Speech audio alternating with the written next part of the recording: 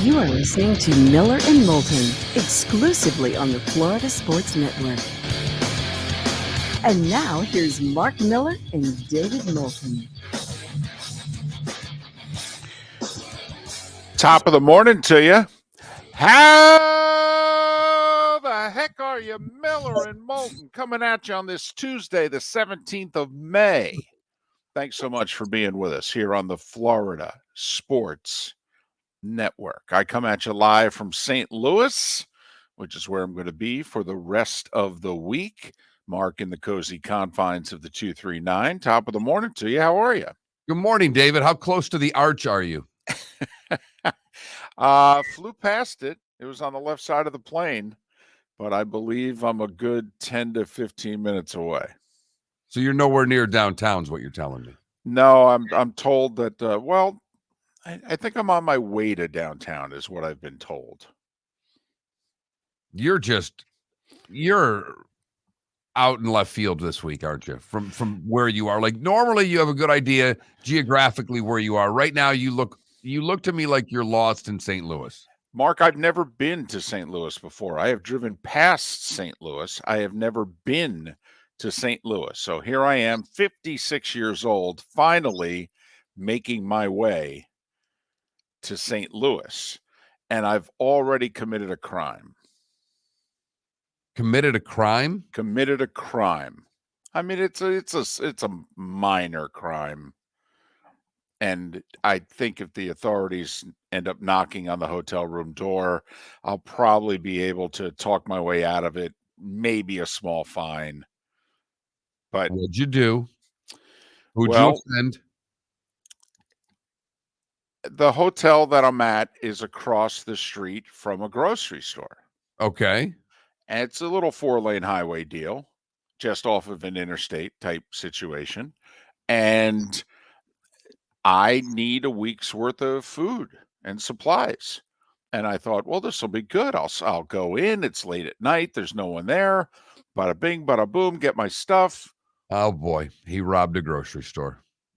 I didn't rob the grocery store. I paid for everything. Woo! But I'd be nervous there for a second. But I bought, a week's worth of stuff. And the big thing was, Mark, I loaded up on Gatorade Zero. I got to watch my sugar. So I'm a Gatorade Zero guy. And, well, I couldn't carry everything. And so I just said, hey, I'll just take this cart to my car. I don't have a car. No. So I just moseyed across the highway. And you then played Frogger with a shopping cart last night? And then I just moseyed on through the hotel parking lot, walked past a few people at the pool, waved hi, and they got to be thinking, a guy in a shopping cart in a hotel parking lot? Walked around the side of the hotel because I'm all the way down near the end of a corridor. And so I'm walking, and then I just kind of, use the room key to just get in that back corner door. And sure enough, my room is right there. And my intention was to just drop everything off and return the cart. Which is what we're supposed to do. We take carts back. But, I mean, what do you need the cart for? Well, right now to hold all the stuff that's in it because it's in my room. No. I know I was supposed to return the cart last night. I get that. You were too lazy to unload your own cart? Mark, I got to be honest. First off, everything is in the plastic bag it's supposed to be in. That's number one. All right. Number two is this is not a big room. And I realized, I got everything in one nice confined little space here. Why don't I just keep it that way? And I can just keep walking over to the cart and grabbing stuff when I need it. And by the weekend, I can return the cart. Just mosey on back across the highway. Bum diddy dum diddy dum diddy dum. Just don't move into the cart. You're one step away from. I've never seen a cart like this, by the way. It's triple decker. I've never seen that before. It's not just the one big open space that, you climb in when you were a kid or a college student. Right. Right. And so, no, it's triple decker. Did you get any speed when you were crossing the 4-lane road and stand on said cart? Well, here's the problem, that there's a grass divider with fairly high concrete curbs. You had to run a curb. I had to go up a curb, go across, then come down the curb, had the Gatorade Zero wanting to fall out of the bottom of the cart because it doesn't have, it's not enwrapped. Stuff could just fall out the bottom. Top 2 levels, it's encased. So, yeah. I really hope Joe didn't drive by you in the cart because he won't pick you up this week.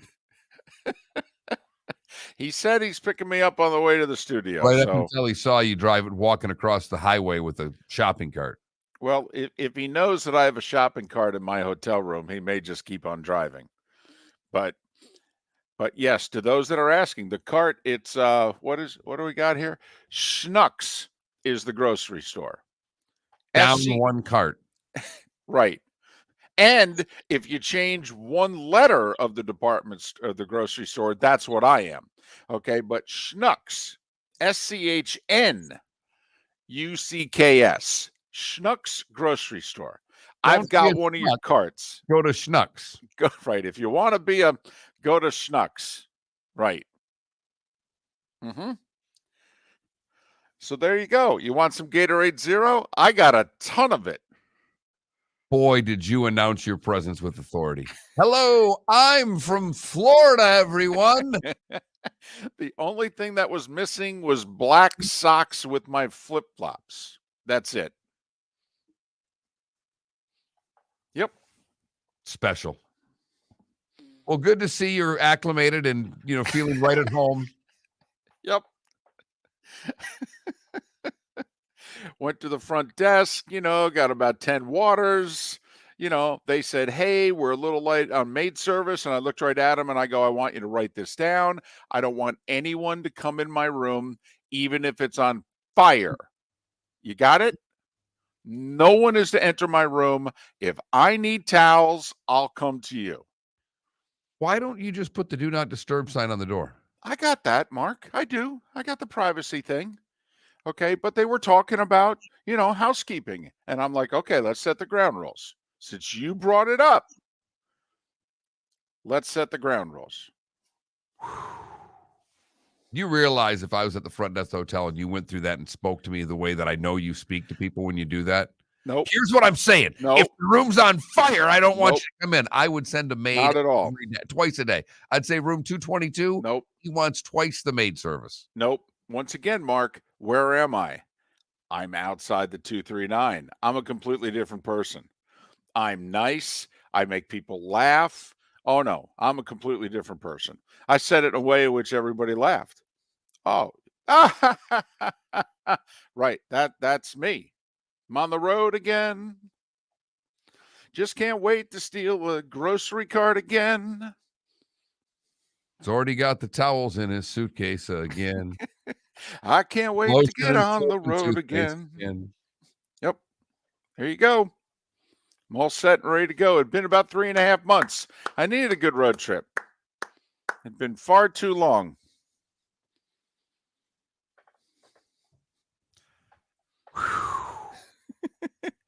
That's all I have to say, David. It's a different kind of special.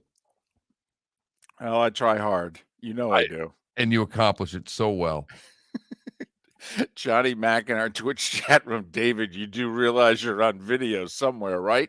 Yeah, I did. I'm owning up to it. I mean, I'm just borrowing it. Come on, I'm going to return it. The best part is when he's in the parking lot doing donuts with the shopping cart later today. Riding around, surfing the shopping cart through the parking lot. No way, man. I need this thing. This thing ain't getting returned till about Saturday. I got a lot of stuff in it. It's going to take all week to eat my way through this. Well, that's good. I'm glad that the room's settled and you're settled and you're ready for a week on the road, getting ready for the PGA Championship, doing a little Manning cast work with Joe Buck this week in St. Louis. Yes, have no idea what this is going to be like. It's a lemonade stand in which we're going to talk golf, apparently. From the sounds of it, I don't think anybody knows what it is you're going to do. No, not really. Apparently, they've lined up a bunch of guests. Hope the technology works. So there'll be golf on in the background, is what I'm told. That's what this is going to be. 16 hours. That's what I found out yesterday. This is 16 hours. This is 1 hour on ESPN every day, Thursday, Friday, Saturday, Sunday. Then on Thursday and Friday, they move it to ESPN2. And I think on Saturday and Sunday, they move it to ESPN Plus. Well, that's probably when you get your chance to speak on Saturday or Sunday when it's Probably. ESPN Plus. Probably. I'm figuring I'll really be called upon on Sunday. Yeah, I don't think it'll be in the first hour. No. Based on what you're describing. Right. People watching. Correct. There's a chance on Friday late in the broadcast you might get an opportunity on the Deuce. I think it's what you mentioned yesterday. I think there's a chance to see like my hand just with a card in it. Okay. And my mother can go, oh, that's David. Well, there's that. I will say, though, you go to the airport, got a huge banner about the Blues.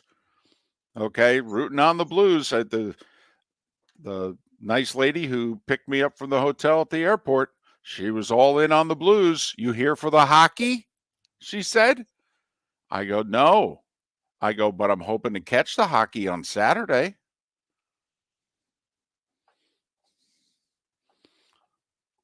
But we're here for the hockey on this show. It's on like Donkey Kong beginning tonight, ladies and gentlemen. Battle of the Sunshine State going on. Lightning and the Panthers, and the Battle of Alberta we have on the west side with Calgary and Edmonton. But the one in Florida is the one we've been looking forward to for over a month. And fortunately, the Lightning able to get it done, the Panthers able to get it done, and they go back at it for the second consecutive year in the postseason. And game one for the Heat tonight against the Celtics. Heat having not lost at home so far in the playoffs. Good. Keep it going, boys. Game staggered by an hour and a half, Mark. So maybe you can get almost 2 full periods of the hockey before the hoops start. Miller and Moulton, thanks so much for listening. Great show lined up for you today right here on the Florida Sports Network.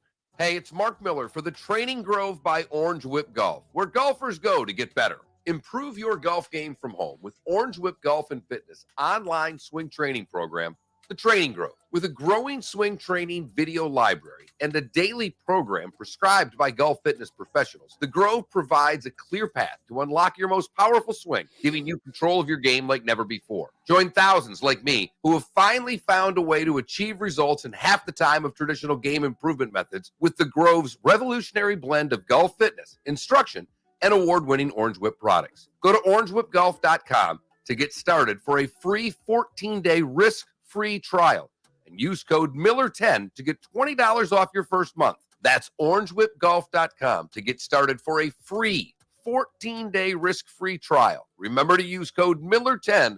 That will get you $20 off your first month. The Training Grove by Orange Whip Golf, where golfers go to get better. David Moulton for Napa Auto Parts, and Napa Filters. Insist on Napa Filters for your vehicles, or if you're a do-it-yourselfer, only buy Napa Filters. Napa has a filter for almost anything on earth that moves, whether it's motorcycles, foreign and domestic cars, vans, SUVs, earth-moving equipment. You get the idea. Napa Auto Parts, Napa Filters. Insist on them for your vehicles, or if you're do-it-yourselfer, only buy Napa Filters. Mark, we're playing golf. Saturday, June 11th, a scramble at the West Bay Club in Estero. Go to floridasportsnetwork.com to sign up now. I'd like to thank Budweiser, Twin Peaks, and Southwest Florida Golf Carts. Got some good stuff there, flgolfcarts.com. Where are you going to go? floridasportsnetwork.com. Sign up for our tournament Saturday, June 11th, a scramble at the West Bay Club in Estero. Your golf will include your foursome and a chance to have lunch and awards after. Sign up at floridasportsnetwork.com. Bring your big mouth to John Smith Subs and indulge in their overstuffed subs with the freshest quality ingredients. Enjoy our famous steak bomb with perfectly grilled marinated sirloin steak topped with provolone cheese, grilled onions, peppers, mushrooms, crispy bacon, juicy tomatoes, and creamy mayo. Boom! Made-to-order crispy fries can be paired with the Gator, the Cuban, the chicken bomb, or the Italian. Love local. Eat delicious with John Smith Subs. Find a John Smith Subs location near you today. You are listening to Miller and Moulton on the Florida Sports Network.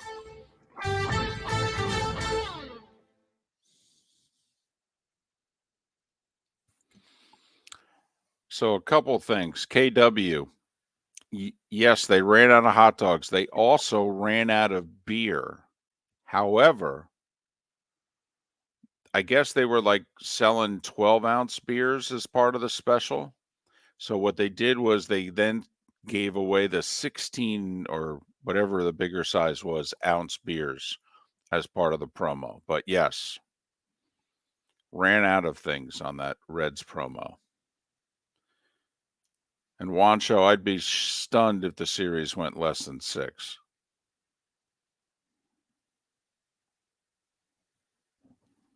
Adam, nice to have you back. Sorry for all the loss you've experienced recently. Hope you're hanging in there. And I was lucky that they don't have any security devices attached to the carts.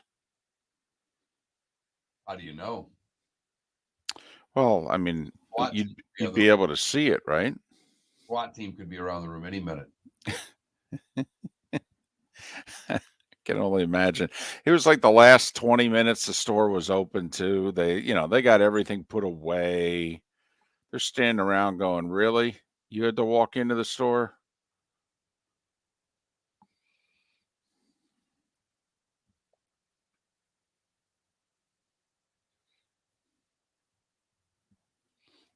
So,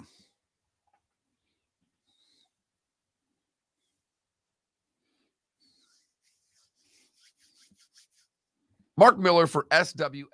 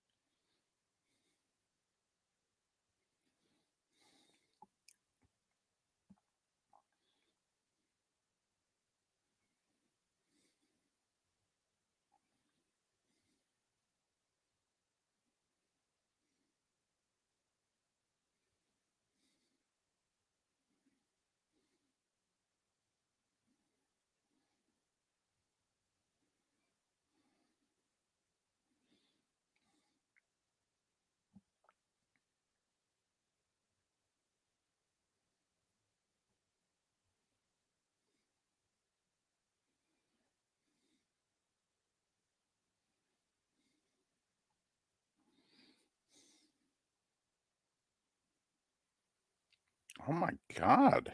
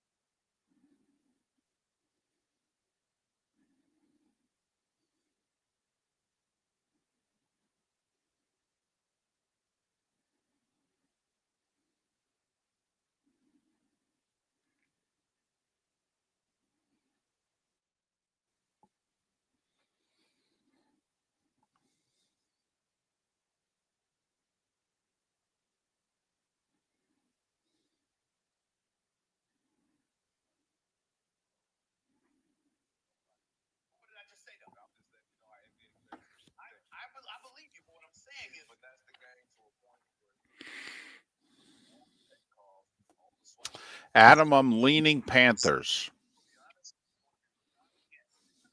10 seconds.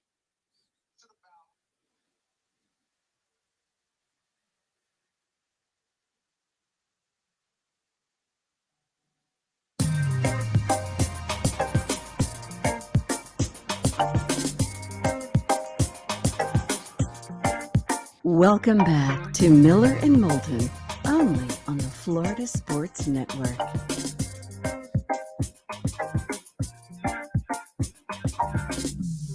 "21 minutes past the hour, top of the morning to you. Miller and Moulton, the Florida Sports Network, floridasportsnetwork.com.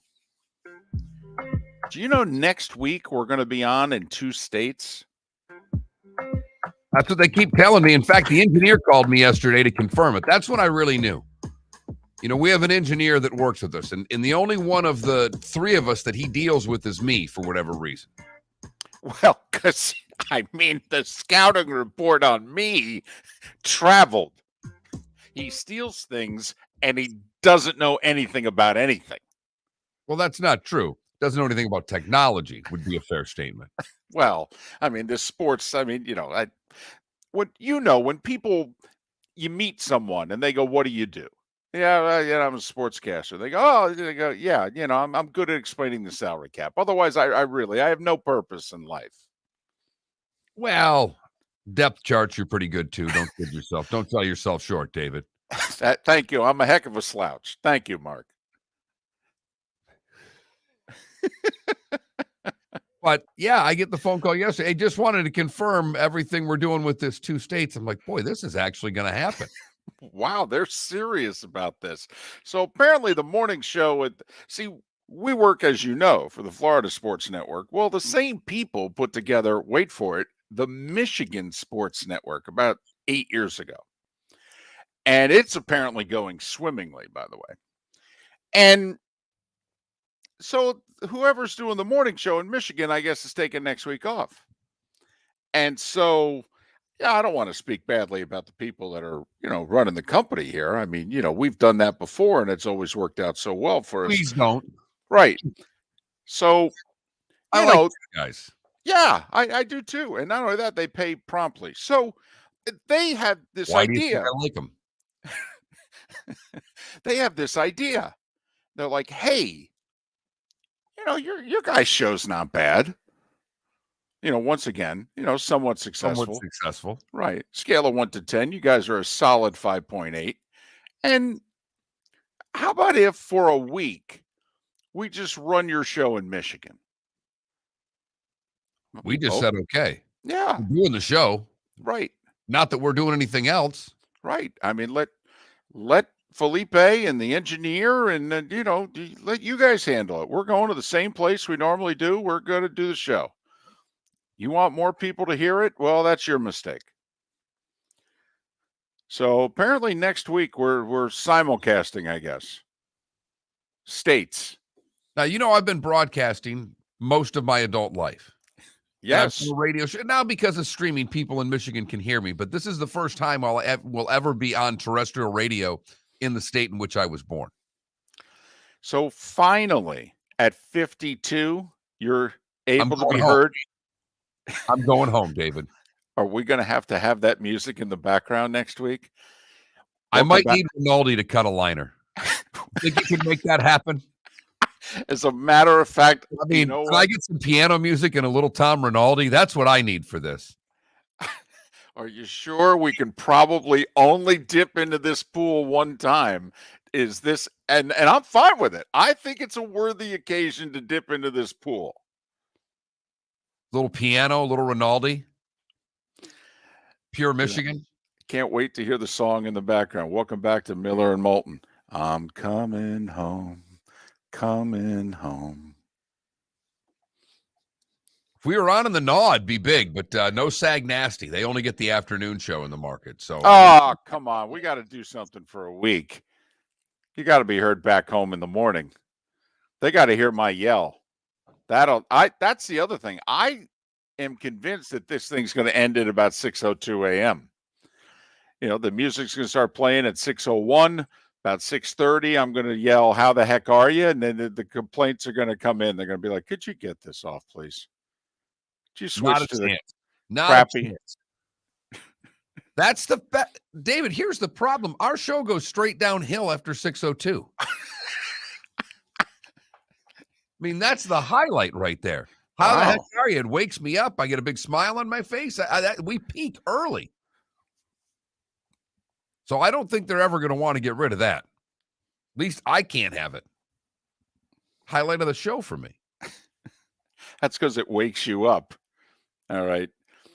Mark, everybody should see you at about 5:59, between 5:59 and 6:01. You give me that half, you know how like when you've had a little bit too much and you probably should stop, but you're making that key decision. Do we go to bed now or do we keep on going? Every now and then you kind of give me that look like, so are we doing the show today? Because if so, I guess I'll hit the "we're going live" button. I resemble that remark. So next week, we're in both Florida and Michigan, two states with so much in common. So there you go. Right. I-75 Yep. and US 41. Yep. Snowbirds. That's got a few similarities. And back in the day, the Bucks used to play in the NFC North. There you have it. But we'll make it work next week. Something to look forward to here on Miller and Moulton. Very keyed up for Panthers and Lightning. I will say, you know how there's people are really upset, particularly in South Florida, that the Panthers and the Heat are playing on the same days. Now, tonight, they're at least staggered by 90 minutes, in part because of the NBA draft lottery, which is on at 8 o'clock until 8:30, and then the basketball will start sometime after 8:30. Well, the hockey's scheduled to start 7-ish. So you might be able to get 2 full periods in of Panthers Lightning before there's any conflict at all, Felipe, trying to, watch both. So apparently the NBA and nor the NHL are to blame, Mark. You know who's to blame? Well, I would think the television networks. Bingo. So apparently ESPN, since they are the dominant media partner in this hockey world, they have priority over TNT. So they get to choose which of the 2 Eastern Conference semifinal series they wanted. They chose Carolina and the Rangers for the Rangers. And so then that meant that Turner got the Panthers and the Lightning. Well, since ESPN's broadcasting the Eastern Conference finals, obviously you could not schedule them. So that's ESPN is actually the reason why the Heat and the Panthers are going to be paired up against one another 6 out of the possible 7 dates. And it stinks for the South Florida sports fan, but you have to understand that if you're ESPN, you'd make the same decision. You'd choose the New York Rangers. I mean, of the 4 teams in the Eastern Conference Finals, there's one that has a small chance of drawing an audience outside of its market, and that's the Rangers. Carolina won't draw flies, and quite frankly, Florida and Tampa won't draw flies outside of the state of Florida. It will be a great series. It will be watched closely in Canada. They'll be all over this. Yes, they are psyched for this. This is their second most, hyped up series is the Battle of Florida, behind the Battle of Alberta, Edmonton, and Calgary.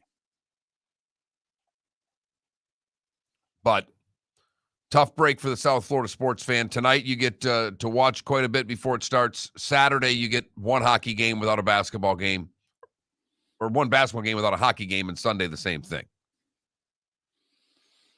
So there you go. If you're angry, I mean, it's easy to dump on Gary Bettman in the NHL, but actually it's television. I mean, let's face facts.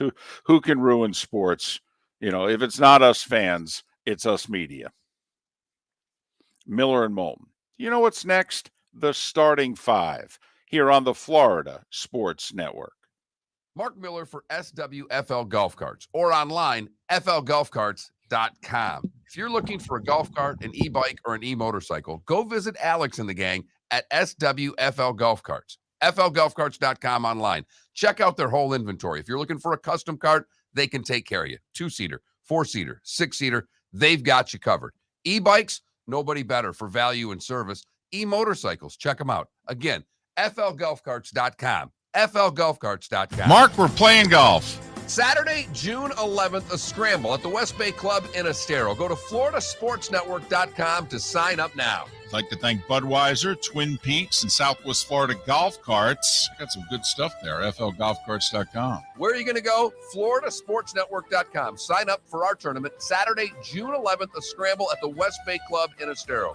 Your golf will include your foursome and a chance to have lunch and awards after. Sign up at floridasportsnetwork.com. Hey, it's Mark Miller for the Training Grove by Orange Whip Golf, where golfers go to get better. Improve your golf game from home with Orange Whip Golf and Fitness online swing training program, The Training Grove. With a growing swing training video library and a daily program prescribed by golf fitness professionals, The Grove provides a clear path to unlock your most powerful swing, giving you control of your game like never before. Join thousands like me who have finally found a way to achieve results in half the time of traditional game improvement methods with The Grove's revolutionary blend of golf fitness, instruction, and award-winning Orange Whip products. Go to orangewhipgolf.com to get started for a free 14-day risk-free trial and use code Miller10 to get $20 off your first month. That's orangewhipgolf.com to get started for a free 14-day risk-free trial. Remember to use code Miller10. That will get you $20 off your first month. The Training Grove by Orange Whip Golf, where golfers go to get better. You are listening to Miller and Moulton on the Florida Sports Network.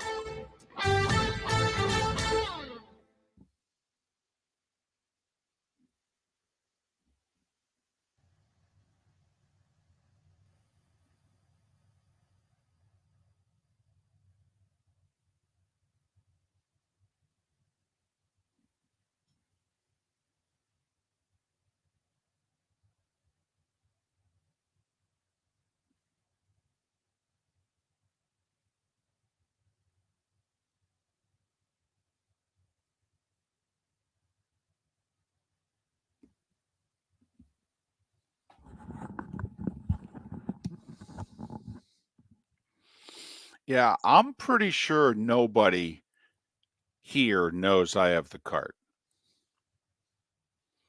I'm very confident of that. Elon Musk is going to pull out of this Twitter deal.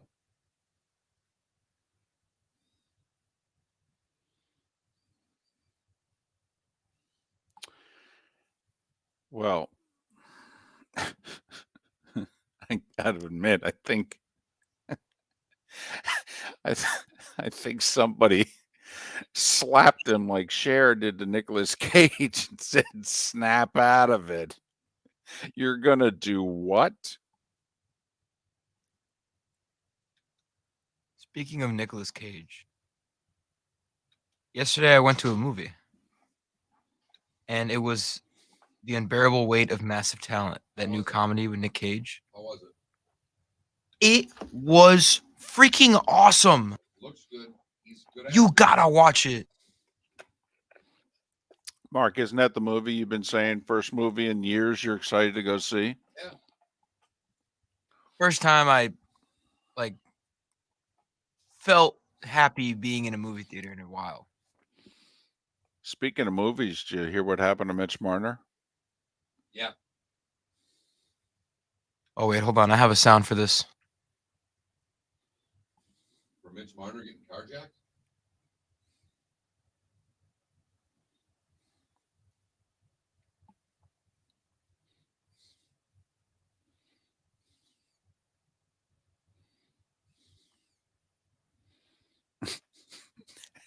Did you see his quote? No. He was asked what happened. He said these guys with masks, 2 of them had guns, 1 had a knife, and they said, "We want your car." And Marner said, "Take it." Apparently some black Range Rover. Yeah.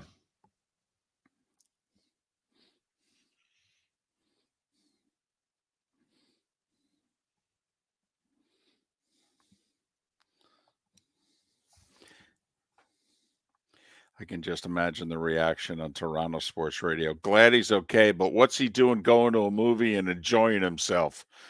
Less than 48 hours after losing. Right. He's Is supposed it to. the head coach of the Maple Leafs you're talking about? No, one of their players. Who?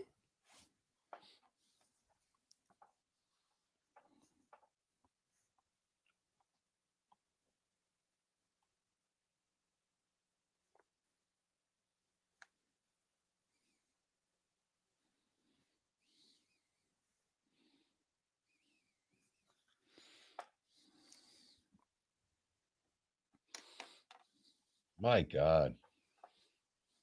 Someone tweeted out the victims of this Buffalo supermarket shooting. They're all old. Well, No, I know, but the youngest one was 32, and the next youngest one was 52.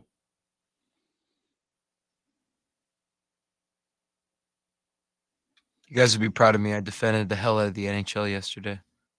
Some dude was talking crap like, "Oh, I'm gonna call your show and talk about how much the NHL sucks," and I was like, Good, call the show. call the show. I dare you. Right. "Yeah," I was like, "Well, you're an idiot because the NHL is amazing, so you're not even worth my time."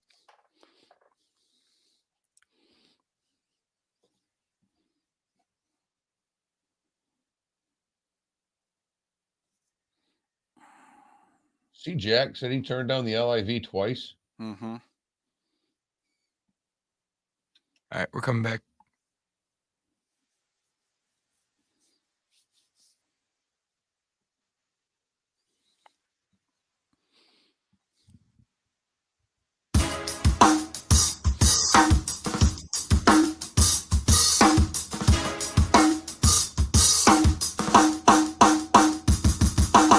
Welcome back to Miller and Moulton, only on the Florida Sports Network.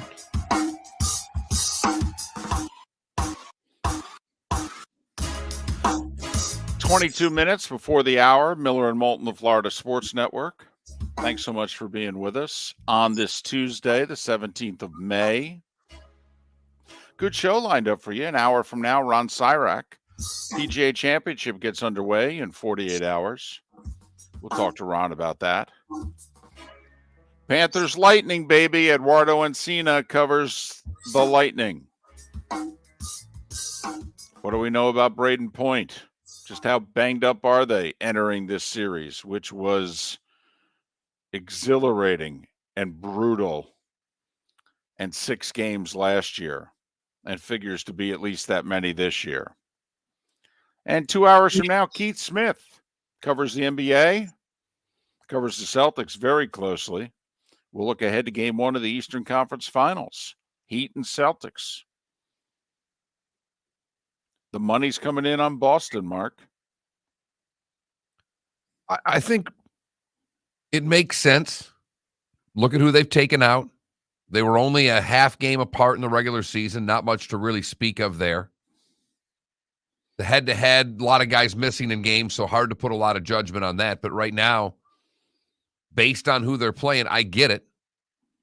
I think they've got the best player in the series.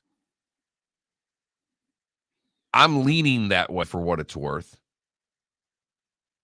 But we'll see. Game 1 tonight, Heat just a 1.5 favorite, despite being 6-0 at home in the playoffs. Right now, it is time for The Starting Five. 5 stories you need to know. It's the Starting Five on Miller and Moulton.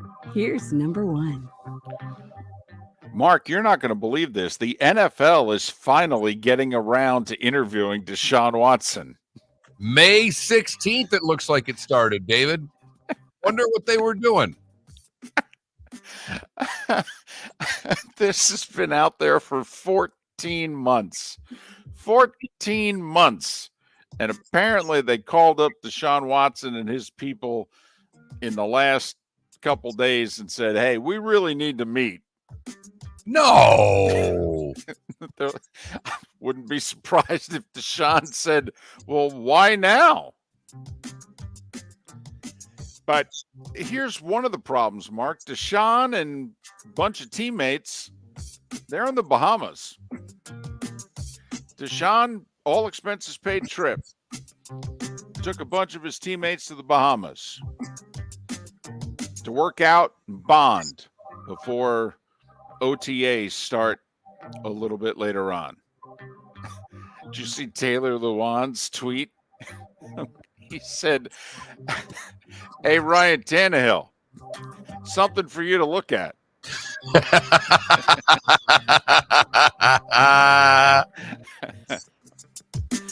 But apparently Deshaun and the NFL going to meet later this week in Texas somewhere. If I was Deshaun, I might want to get out of Texas. I might want to say, really? We're going to meet in Texas? Wasn't that part of the problem? A story, you during the break were talking about Elon Musk and this Twitter sale and whether it's going to happen or not. Well, there's the sale of Chelsea, which isn't $44 billion, but it is over $5 billion. And they had agreed 11 days ago to sell it to a consortium fronted by Dodgers part owner Todd Boehly. Well, the British government has yet to okay the sale. And apparently the license that Chelsea is operating under is only for 2 more weeks. So people are starting to get concerned. And they're trying to figure out if the British government hasn't okayed it by now. Why not? And when will they? PGA Championship. It starts in 2 days. Southern Hills in Tulsa. But the Saudi-backed tour is still grabbing headlines.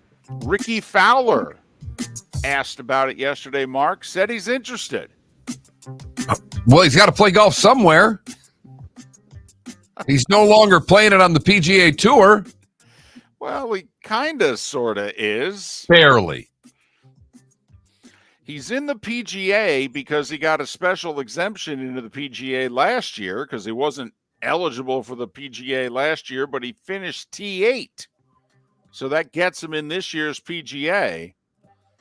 But Mark, you're right. Ricky Fowler is losing status. Isn't he like mid-30s? Age-wise, yes.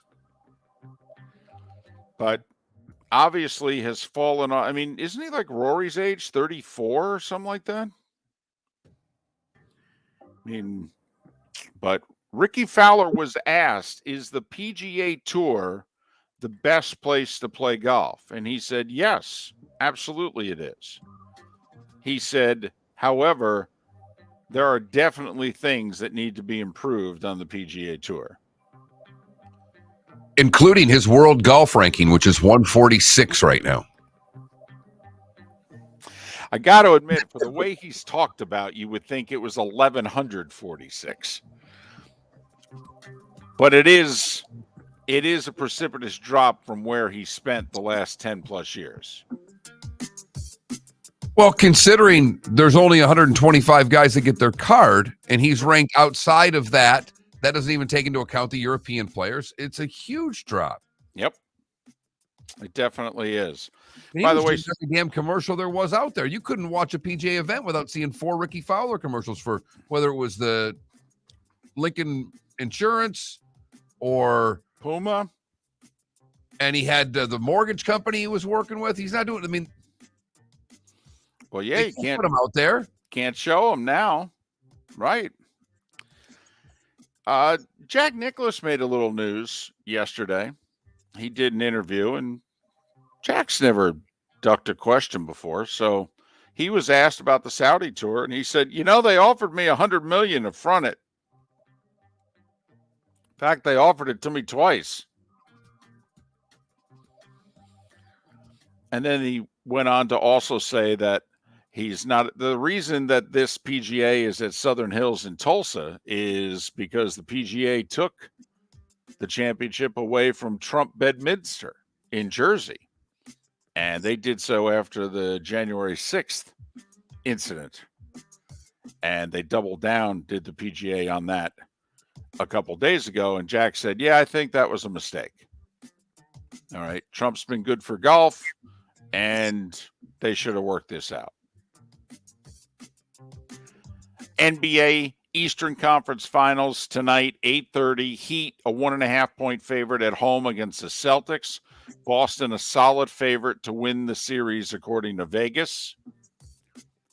Boston so far on the road in the playoffs is 4-1. Heat so far at home in the playoffs are 6-0. Something's got to give. Before game one of the Eastern Finals, Mark, NBA draft lottery. I was seeing it's been 17 straight drafts in which, after the draft was fixed for the Knicks to get Patrick Ewing, that they have not done anything but either stay the same or go backwards in comparison to where the ping pong ball should let them out. Tonight would be 18 consecutive times since the draft was fixed for Patrick Ewing. So you're a believer in the whole frozen envelope? Yes. Okay. All right.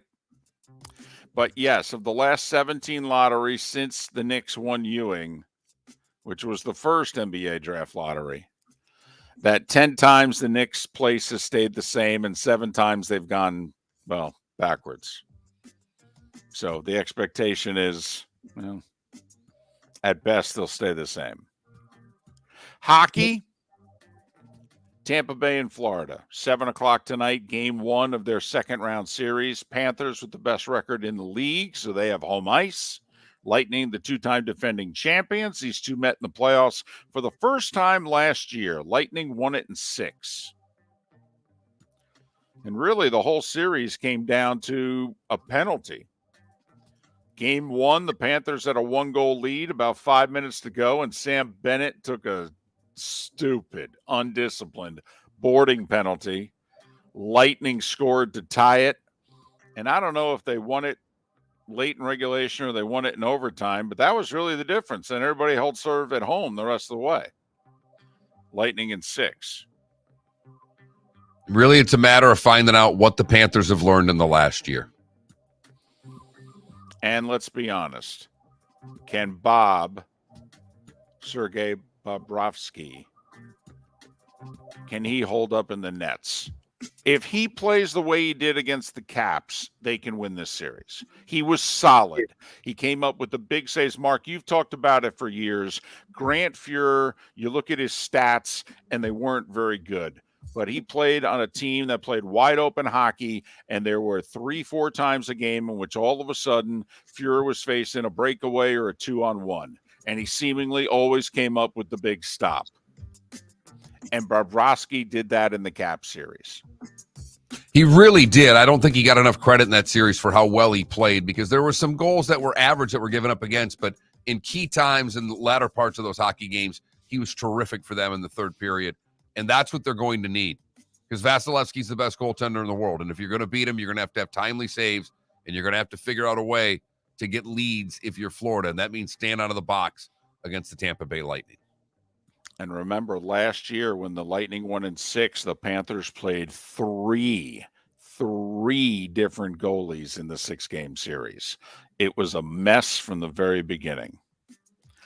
The other playoff series is out west. It's the Blues in Colorado to face the Avs. Both teams have been off for a while. I think the Avs have been off nearly a week and the Blues about 5 days. So be curious to see how this goes.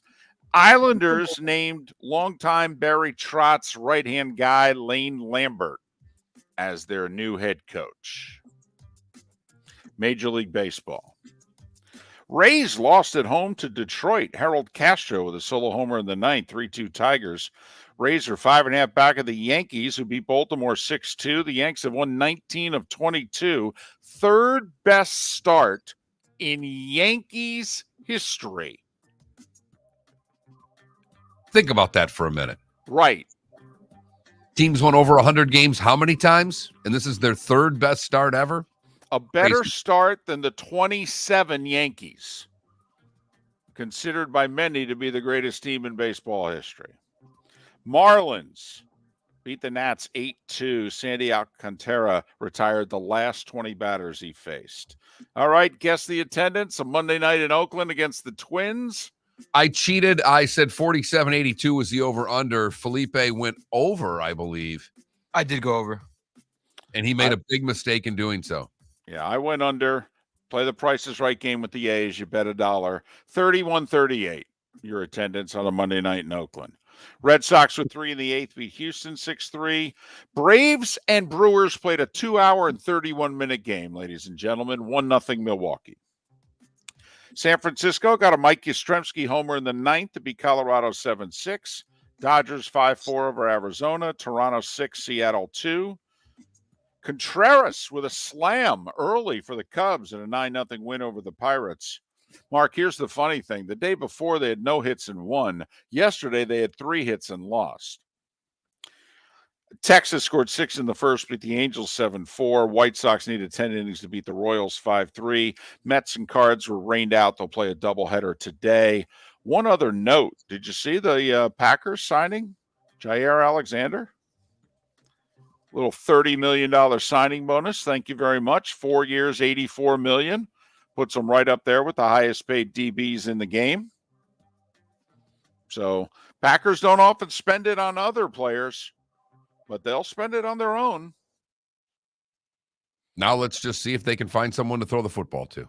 So think about it. They paid it the quarterback and the cornerback and didn't pay the wide receiver. 2 out of 3 ain't bad. And that was the starting 5. Miller and Moulton, terrific little show that we've got lined up for you today, as we will talk some golf with Ron Sirak next hour. Eduardo Encina will join us in the 8 o'clock hour, as will Keith Smith in the 8 o'clock hour to talk some hoop as well. Want to text the show? Text FSN Radio to 21,000. FSN Radio to 21,000. Once you've done that, you're in. You can text as much or as little as you would like. And a reminder, our golf tournament is June 11th at West Bay, a scramble. Go to floridasportsnetwork.com to sign up for the Miller and Moulton Golf Tournament, less than a month away. Budweiser, Twin Peaks, Southwest Florida Golf Carts, proud sponsors of the event. 3 weeks from Saturday, some money's going to Folds of Honor, and there'll be one other local charity as well. So Saturday, June 11th. It's the Miller and Moulton Golf Tournament at West Bay in Estero, Florida. Miller and Moulton. Thanks for listening. Florida Sports Network. Bring your big mouth to John Smith Subs and indulge in their overstuffed subs with the freshest quality ingredients. Enjoy our famous steak bomb with perfectly grilled, marinated sirloin steak topped with provolone cheese, grilled onions, peppers, mushrooms, crispy bacon, juicy tomatoes, and creamy mayo. Boom! Made-to-order crispy fries can be paired with the Gator, the Cuban, the Chicken Bomb, or the Italian. Love local. Eat delicious with John Smith Subs. Find a John Smith Subs location near you today. Hey, it's Mark Miller for the Training Grove by Orange Whip Golf, where golfers go to get better. Improve your golf game from home with Orange Whip Golf and Fitness online swing training program, The Training Grove, with a growing swing training video library and a daily program prescribed by golf fitness professionals. The Grove provides a clear path to unlock your most powerful swing, giving you control of your game like never before. Join thousands like me who have finally found a way to achieve results in half the time of traditional game improvement methods with the Grove's revolutionary blend of golf fitness, instruction, and award-winning Orange Whip products. Go to orangewhipgolf.com to get started for a free 14-day risk-free trial. And use code Miller10 to get $20 off your first month. That's orangewhipgolf.com to get started for a free 14-day risk-free trial. Remember to use code Miller10. That will get you $20 off your first month.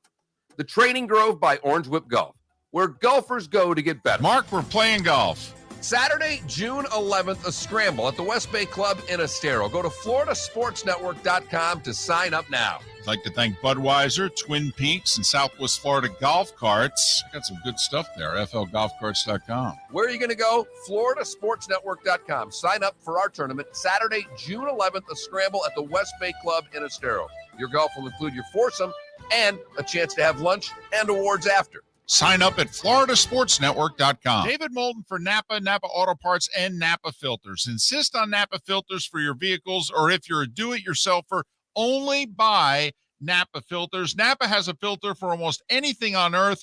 that moves, whether it's motorcycles, foreign and domestic cars, vans, SUVs, earth-moving equipment. You get the idea. Napa Auto Parts, Napa filters. Insist on them for your vehicles, or if you're a do-it-yourselfer, only buy Napa filters. Mark Miller for SWFL Golf Carts, or online, flgolfcarts.com. If you're looking for a golf cart, an e-bike, or an e-motorcycle, go visit Alex and the gang at SWFL Golf Carts. flgolfcarts.com online. Check out their whole inventory. If you're looking for a custom cart, they can take care of you. 2-seater, 4-seater, 6-seater, they've got you covered.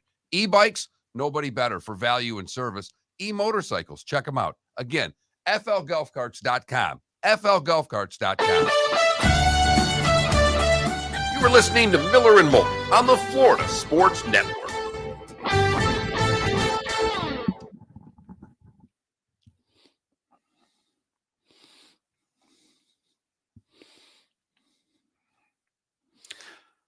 DC, I just sent Mark a picture of what looks to be a rat in the corner of the press box coming Is this one down from the ceiling. Is this the A's one? Yeah, that's at the A's game. Yeah. Yeah. Well, Dick Bremer, who does the Twins, apparently said on the air last night that there was a possum in the visiting TV booth while they were doing the game.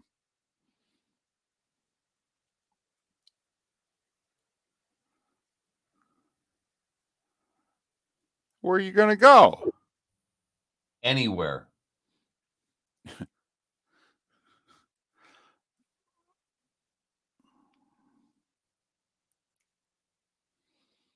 The Yankees were picked to finish anywhere. If a rat started crawling down in the broadcast booth. A rat. Well, that's what that was. That was I a know. rat. I know. You're doing a game and you see a rat chewing through the ceiling tiles while you're doing a game.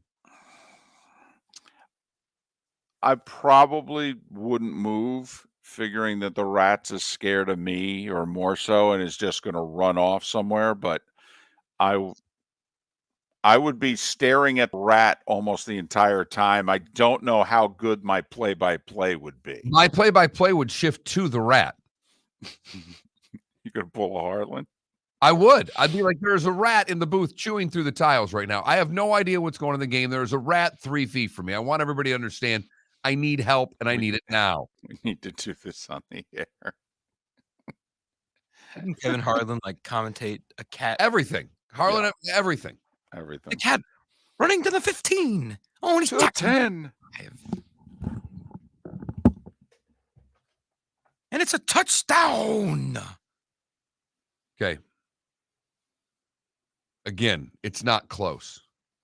It is pretty damn close. No, it's not. It's just your voice with a little bit of different emphasis. In order to do an impression, you actually have to change your voice into their voice. Oh, he's flapping his arms. So that's, again, just you.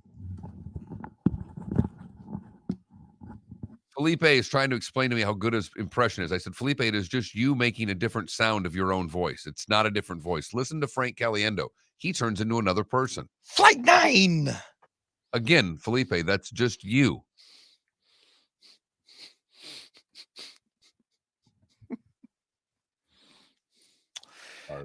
DC 2 weeks ago, the city, whatever, there actually gave the A's what they've been looking for. You know what, DC? That's what Philly sounded like there. That's the closest actual representation. You sounded a little like Marge Simpson with that one. Like Marge. That's, maybe you can do female cartoon characters. Nope. Because your voice is a little high. A little bit. I mean, you sound a little girly. Are you kidding me? You think I sound girly? A little bit. When you do imitations. Well, then Kevin Harlan sounds girly. No, he doesn't. No. You doing Kevin Harlan. Right. He sounds Todd girly.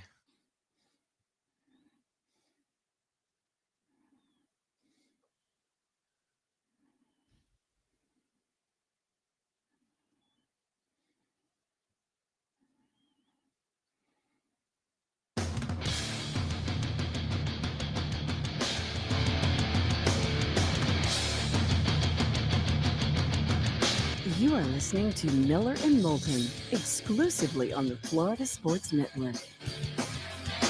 And now here's Mark Miller and David Moulton. Hour number 2 of Miller and Moulton on this Tuesday. Thanks so much for being with us. The Florida Sports Network, floridasportsnetwork.com. Ron Sirak in about 40 minutes to talk about the PGA Championship and some of the issues that are hanging over the golf world. We'll check in on the 2 playoff series in our 8 o'clock hour, getting underway tonight. Panthers Lightning and the Heat Celtics. Game 1 of a hockey semifinal and a basketball conference final. NBA draft lottery is tonight. And of course, it's a full night of Major League Baseball. Speaking of baseball, we've had some fun at the Cincinnati Reds' expense. Where are you going to go? When they lost 20 of 21 after their president and COO said to the fan base, where are you going to go? And we've had some fun with the Oakland A's home attendance, which has been dreadful. And this is intentional by the fans. The fans are angry. One, they're angry that the owner is seriously considering moving to Las Vegas. But they're also angry because the A's have been a pretty good team the last few years, and they were right there. Again. And he sold off 4 of their 5 best players. And the fans are fed up. They're like, you know what? We're not going to spend money. You're not spending money on the product. We're not going to spend money on the product. Deal. So 3,138 people showed up last night. But apparently there are almost as many rodents in the stadium as there are fans. Dick Bremer does Twins games on television. During the broadcast, he let everybody know that a possum was in their broadcast booth. A possum. A possum. That was the nicest creature that was talked about by the media yesterday at the Oakland Alameda Coliseum. Because, Mark, did you see the picture that came from the press box? I did. Matt Kawahara, who was a beat writer for the A's, tweeted out a picture of a rat gnawing its way into the broadcast booth through the ceiling tiles. Right. A healthy-sized rat, by the way. Not small, thick. Looks like he's been enjoying the concessions at the Oakland Alameda Coliseum for a while, David. Yes, actually, the rat, and maybe it's just the way the rat had to contort itself to get through the ceiling and into the press box, but the rat, ladies and gentlemen, think a sea otter with fur. My favorite part is right away when I looked at the tweet, the first response that I saw on the tweet was from Amy Trask, who used to work for the Oakland Raiders, who tweeted back to him, he or she is adorable. Be nice, Matt. Give him or her a snack. And hi. All I can imagine is that I've broadcasted many a game from a dump, David. Huntington, West Virginia, Knoxville, Tennessee, some bad hockey buildings. I did minor league hockey play-by-play for over a decade.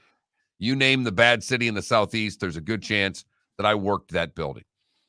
But if I were doing a game, David, and a rat started gnawing its way through the ceiling tiles, I would no longer be watching hockey. I would be doing play-by-play of said rat crawling through. Would you be doing this hoping that someone is listening and could send help to get rid of the rat? That's all I would be doing the broadcast for. I would be screaming at off-ice officials, at ushers, at anyone to get the damn... I would be losing my mind. I can't even imagine me in my 30s seeing this. Like right now, I think I could deal a little better because I think I'm a calmer person than I used to be. But you know what Miller in his 32-year-old. 30s Right. was like. Right. 32-year-old Mark Miller. I'd be cursing the building. I'd be cursing the rat. I'd be cursing everybody. And I'd be scared to death. I was going to say, don't curse the rat. All right. Come on now. What'd the rat do? Broke into my booth. That's my territory. I got that little 4x4 area for 3 hours, David. That's all I want. I'm just wondering, would you have done the play-by-play the way Brenneman issued the apology? Would you be talking incessantly about the rat, and all of a sudden you'd turn, you'd look, there'd be a goal, and you'd be going, and the rat is gnawing its way through the ceiling, and there's a slapper from the point and a goal, and it's 4-0. Now back to the rat. 100%. There is no way my eyes would be anywhere but on that rat in the booth. I would be terrified. You've talked about you don't like snakes. Right. A rat in the booth would just about do it for me. I mean, I've been down in Florida long enough where I can deal with the palmetto bugs and the cockroaches and all that stuff, and they don't weird me out the way they did, when you first move here, David, and you throw on the lights and you see one of those suckers that's the size of your hand, and you go, oh, my God. Now you see it and you go, oh, palmetto bug. Rats are different. They're just dirtier to me. Well, they are. And two things I immediately thought of. That one, the rat is probably a little more scared of me than I am of it. But I would be looking for, is there a place for the rat to exit? Like, it would really bother me if the rat has now gnawed its way in through the ceiling, but the door to the booth is closed. That would be what I'd be thinking of. Hey, listen, I don't mind you being here, but you need an exit. You're in the movie theater. Everybody needs to know where the exits are. I'm thinking of turning and doing the game and the rat running over my foot or something like that. Well, I mean, I'm getting weirded out just thinking about this. Well, Mark, you would have had to suck it up. Your feet would have had to have been on the floor, if for no other reason than to take a couple of steps, probably towards the rat. But the door behind you've got to prop open the door. Remember, you now want to sick the rat on everyone else. I'm thinking of some of the bad booths that I was in calling games. I would be standing on a table right now. I would be the woman in a Tom and Jerry cartoon. You do know the rat can climb up on the table just as easily as it came through the ceiling. I'm aware, David, but at this point, I do not want to be anywhere where I think the rat can come in contact with me, and I feel that I would be safer where he's got to climb and I can jump. And and by jump, David, I mean into the crowd. I don't mean back into the booth. I mean crowd surf away from everybody. Were you one that kept food with you in the booth? Really? I'm just asking. What do you think? I'm just asking. Well, but here's the thing. Oftentimes food, you can choke on it. It's salty. It makes you want to drink more. So while you and I are clearly hungry while working, but food is not always the best thing for you. Actually, for the most part, no, but I was probably down in Diet Cokes the way John Daly did. There's a chance there could be spillage, which is sweetness. I mean, there are so many things that could go wrong with me and this rat right now. And none of them work for me. See, I'm thinking that, and I never did minor league hockey, but I'm thinking up in a booth, you have to grab your food before the pregame. See, when you're courtside doing basketball or what have you, you can get people to run and get you something. I'm guessing you were more alone. And so you had to bring whatever food and drink you could at the very beginning and then space it out over 3 hours. No, and mostly hockey was a pregame meal. There was a press meal. So typically there wasn't food in the booth. Because I'm thinking I would have been feeding it popcorn. That's what I envision. I'd be there with a thing of popcorn that I'd be nursing throughout the broadcast during commercial breaks. And now it'd be like, oh, okay. So I would be throwing the popcorn out, hopefully through the door into the hallway, trying to get the rat to go follow the popcorn. You trying to find your way back home with the popcorn trail there? Is that what's going on here? Right. Well, I mean, that's all I got, Mark. I mean, either that or it's stand on the chairs and do the game. Why are you standing on the chairs? There's a rat the size of a water buffalo in the booth. And if you can't fit a set of headsets on the rat to get his observations, where the hell are you going to go? Right. I mean, no offense. I just watched the Derby. They couldn't interview the horse. I can't do anything with the rat. So it's yeah, try to find the picture, ladies and gentlemen. It's something. Imagine that coming through the ceiling of the room that you're in working. No. Remember, this is the stadium in which the toilets routinely back up. There is sewage in the locker rooms of both the home and the road team. This is a common occurrence at least twice a year in this stadium.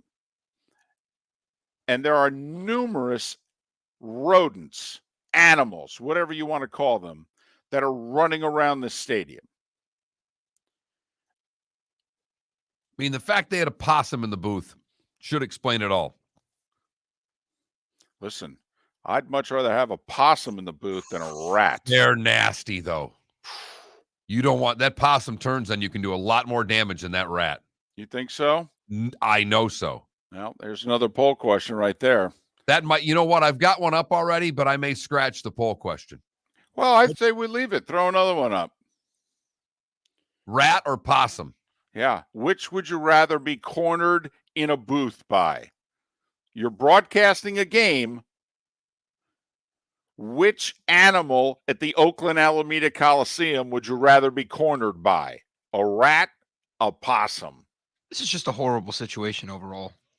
You're darn right it is. Yes. There's no winner in this one. It really isn't. No, this is truly the one situation in which the team can say, hey, we've got our faults, but we really do need a new place to play. Miller, Moulton, Felipe, a possum, a rat, a golf tournament, a text line. We've got just about everything there is for you. Ron Sirak coming up in around 20 or so minutes. We thank you so much for listening to Miller and Moulton right here on the aforementioned Florida Sports Network. Hey, it's Mark Miller for the Training Grove by Orange Whip Golf, where golfers go to get better. Improve your golf game from home with Orange Whip Golf and Fitness online swing training program, The Training Grove. With a growing swing training video library and a daily program prescribed by golf fitness professionals, The Grove provides a clear path to unlock your most powerful swing, giving you control of your game like never before. Join thousands like me who have finally found a way to achieve results in half the time of traditional game improvement methods with The Grove's revolutionary blend of golf fitness, instruction, and award-winning Orange Whip products. Go to orangewhipgolf.com to get started for a free 14-day risk-free trial. And use code Miller10 to get $20 off your first month. That's orangewhipgolf.com to get started for a free 14-day risk-free trial. Remember to use code Miller10. That will get you $20 off your first month. The Training Grove by Orange Whip Golf, where golfers go to get better. David Moulton for Napa, Napa Auto Parts, and Napa Filters. Insist on Napa filters for your vehicles, or if you're a do-it-yourselfer, only buy Napa filters. Napa has a filter for almost anything on earth that moves, whether it's motorcycles, foreign and domestic cars, vans, SUVs, earth-moving equipment. You get the idea. Napa Auto Parts, Napa filters. Insist on them for your vehicles, or if you're do-it-yourselfer, only buy Napa filters. Bring your big mouth to John Smith Subs and indulge in their overstuffed subs with the freshest quality ingredients. Enjoy our famous steak bomb with perfectly grilled marinated sirloin steak topped with provolone cheese, grilled onions, peppers, mushrooms, crispy bacon, juicy tomatoes, and creamy mayo. Boom! Made-to-order crispy fries can be paired with the Gator, the Cuban, the Chicken Bomb, or the Italian. Love local. Eat delicious with John Smith Subs. Find a John Smith Subs location near you today. You are listening to Miller and Moulton on the Florida Sports Network.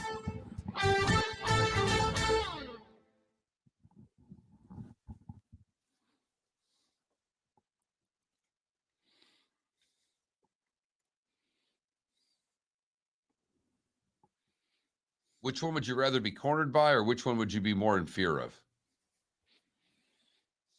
Which one would scare you more? I think scare me more. I think that's it too. Or intimidate you more. No, scare.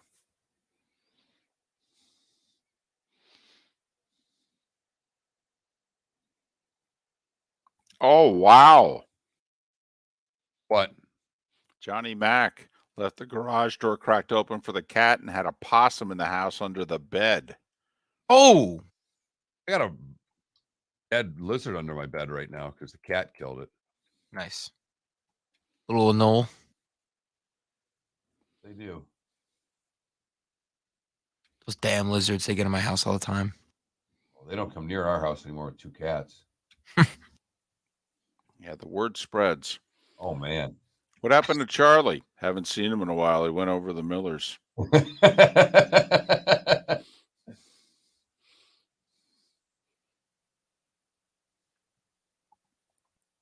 Yeah, a cat for like small creatures in the area is like a kaiju, pretty much. What's an ROUS? Trenton?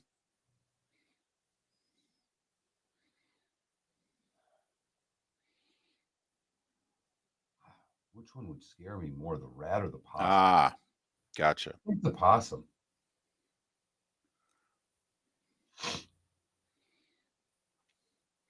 Casio says you can go on the secondary market right now and get lower bowl middle near center ice for $330 at Sunrise.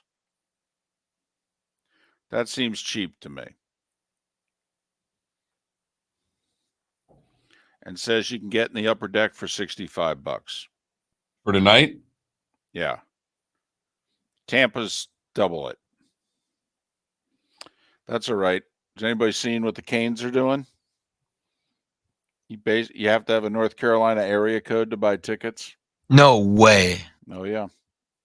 That's Yep. crazy. It's hilarious because there's so many Ranger fans there anyhow. How do they think they're going to stop it? The most laugh. It's so dumb.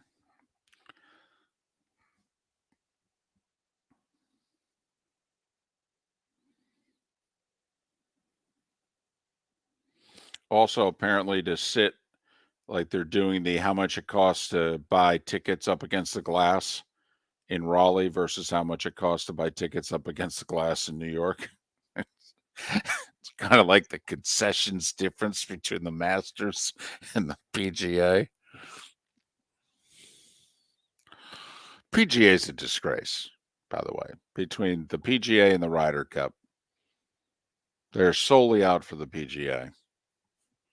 They run these promos about, youth golf and club professionals and $62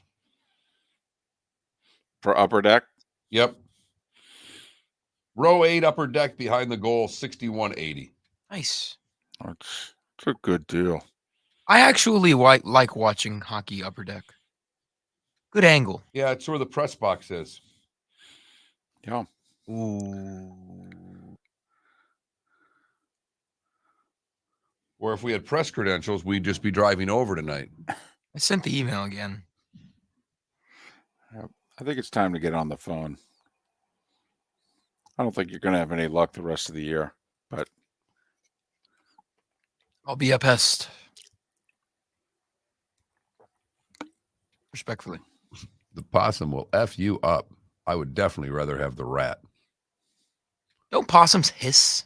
Possums are mean Yeah. and have very sharp claws and would F you up. listen Look to like Mark. Mark is bringing the heat with a possum. Think about that. You wake that bastard up, he's ornery. I know a little something about that.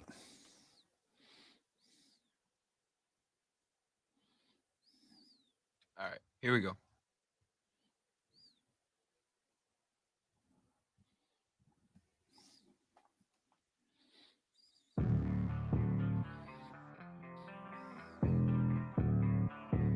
Thanks for listening. And now, more of Miller and Moulton on the Florida Sports Network.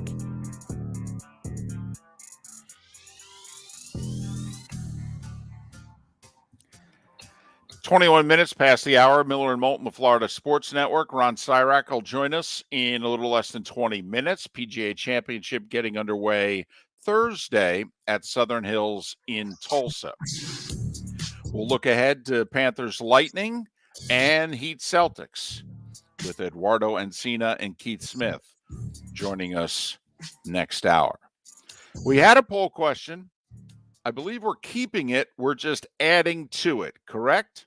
Yeah, we keep the whole, Heat, Celtics, whatever. Right. Who Who do you like? That. Right. For the record, Heat fans, you should feel very good. I think both Miller and Moulton picked the Celtics. Yeah, and I'm getting people angry with me about it. I'm getting Jimmy Butler memes coming at me for my pick of the Celtics in 6. But that's all right. You should be happy. Usually when Miller and Moulton agree, we're wrong. So I'm not an NBA heater, David. You are, though. You are. But the rat possum dispute has jumped into a whole new level. Apparently, it's taken over the show. What would you rather be? What would scare you more if you were cornered by a rat or cornered by a possum? And on the surface, you might think possum, they sleep all the time, but they will claw your eyes out. I am much more worried about the possum than I am the rat. As the texter says, David, that possum will F you up. Damn. But the possum looks so cuddly. Where the rat's just filthy. Ah. Right, possums eat rats. That's the one thing we got on our side with the possum.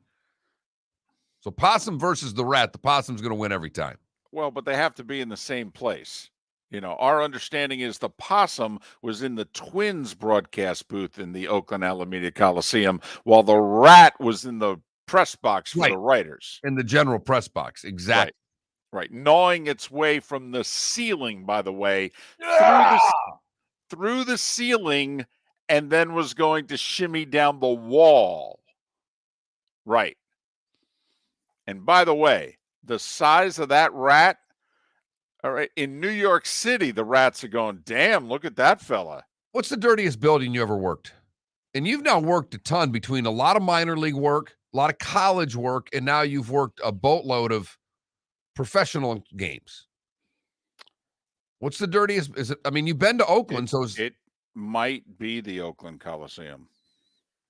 I mean, it really might. I've got to think about this. It's going to have to think back to my early days in some of the barns like you've talked about being in.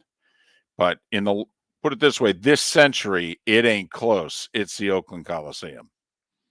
It is just, this is how bad it was. I wouldn't eat in the cafeteria. Me. All right, Felipe, I just want to let you know, you're big on sounds and everything. We need a breaking news sounder. And if you ever hear Moulton say, I didn't eat in the cafeteria, then you play that sounder immediately. Yeah, that's nuts. Wow. That's how dirty. And not only that, it had room for about 9 people. I mean, it was an NFL game.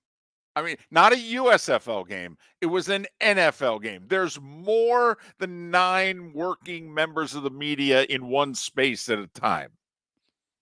Yes.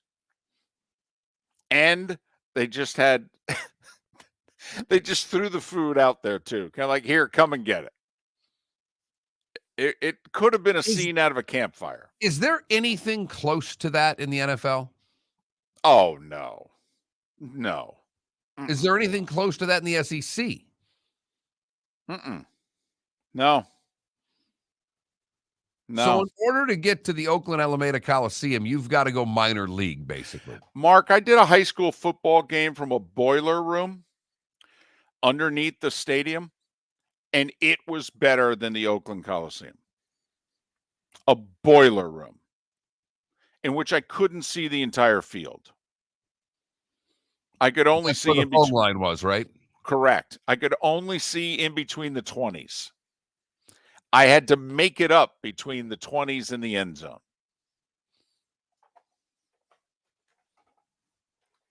That's a broadcast right there. There you go. High school football, baby. Playoffs. We had that sucker sold out. $150 a sponsor. Cord. Yep. Need a bigger window. That's what we needed, a bigger window.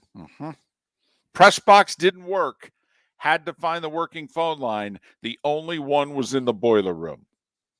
Two things would happen during the game, Mark. A, the boiler would kick in. 3rd and 5 from the 27. I formation, exactly.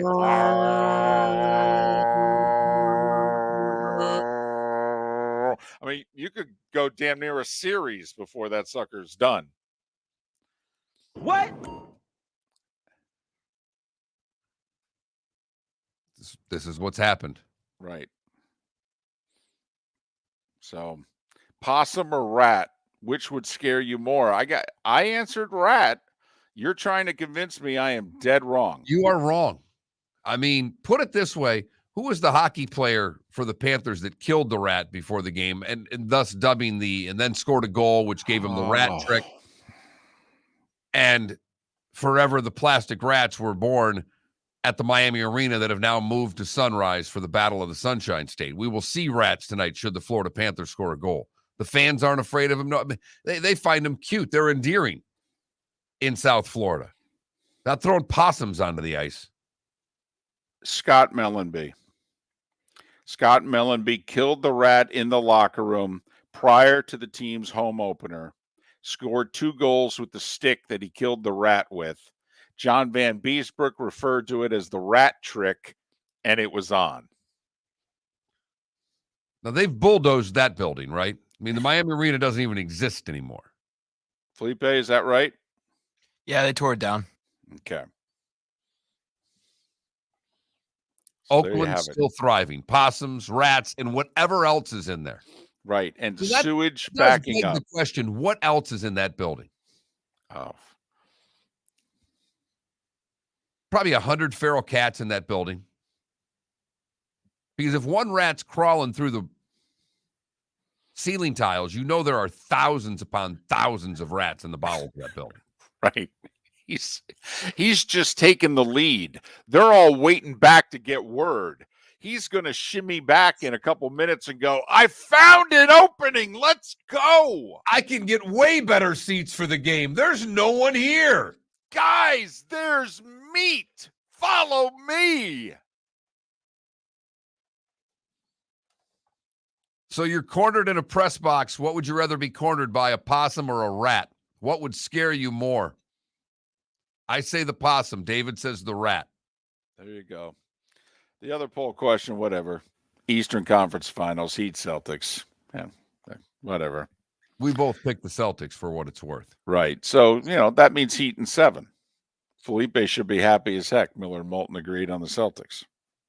Actually should be. He doesn't realize that the Right. the double call usually does not bode well for Miller and Moulton in these things. Ron Sirak's going to join us here coming up in about 10 minutes' time. We did a big deal about the Masters concessions and how they're just the best. That what they could charge versus what they do charge. Have you seen what the PGA of America is charging? I believe it's 6 times higher for a beer at the PGA than it is at the Masters. 6 Correct, Mark. times. Right. Well, it's a more prestigious event. The $3 Masters beer is $18 at the PGA. $18 for a 16-ounce Mick Ultra. Right. Wow. In a can. 19 for a Stella. Wine is a bargain. It's just $13, Mark. Probably getting about 4 ounces. $6 for an Aquafina. The Aquafina at the PGA is more expensive than anything they sell at the Masters. Southern Hills should do pretty well this week. Unbelievable.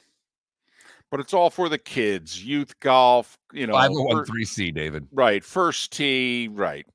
Sure. Miller and Moulton. But Phil's the bad guy, right? Ron Sirak coming up next, Florida Sports Network.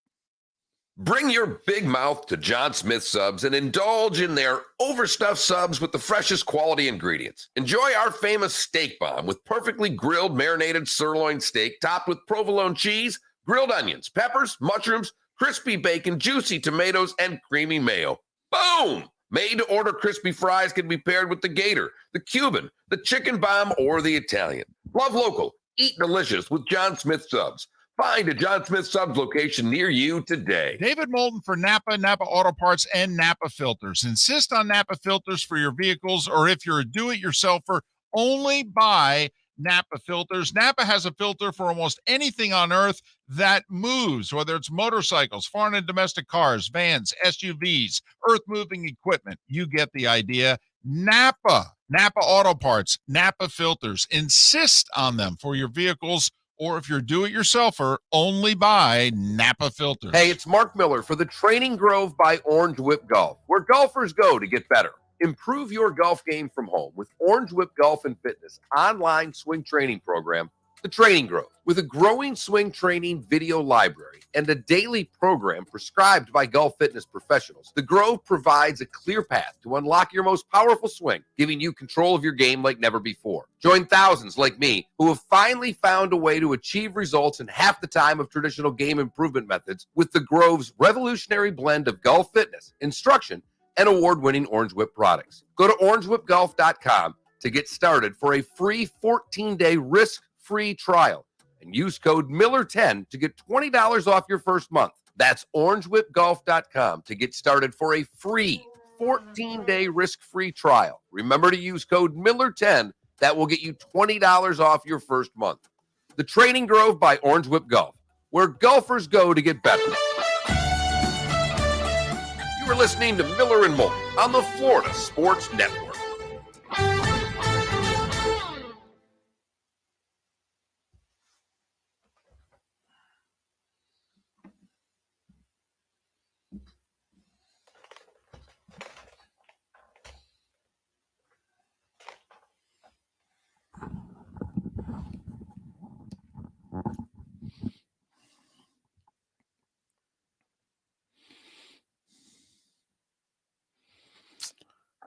People would be awoken by rats chewing on your ears or toes.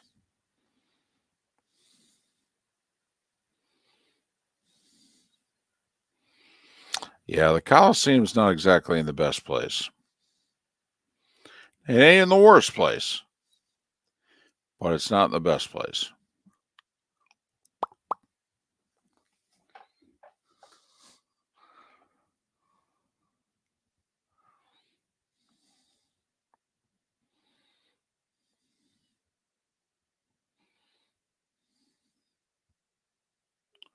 That's really funny, Debbie.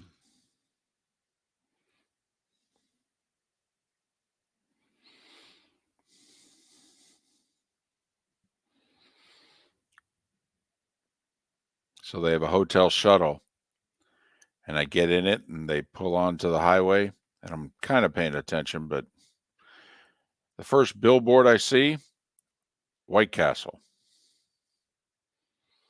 I thought to myself, oh, I could stay here 6 days. Uh-oh. When you're done with work and you tell Buck and you run through White Castle what's he going to say to you? Hey, Joe, on the way home, can we grab a sack? Will you please ask him to do that? Absolutely. He's got to drop me off. I know. In fact, I want Joe to give you his phone and have you film Joe getting the sack at the White Castle. I will. He can do play-by-play of you eating the sack too, which would be fantastic. That's what I'll tell him. I'll go ahead. Listen, I'll get you at the White Castle, but you do play-by-play of me eating. I go, just so you know, Joe, 2 to 3 bites. That's it. Usually 3. Yeah. Okay, that works. Yeah, that's fine. Yep. Okay, hang it up. That- It's really annoying. Come on, that's squeaking. Come on. Yeah, it's got an echo. He just thinks he's funny. Oh, I know. Had to test it out first. I got you, but once you tested it, hang it up. Only because Now he's dancing on the other side. the feedback and the echoes. You don't understand. He saves you from me killing you most mornings. He's not here to help you today. It's true, Felipe. You got 4 days.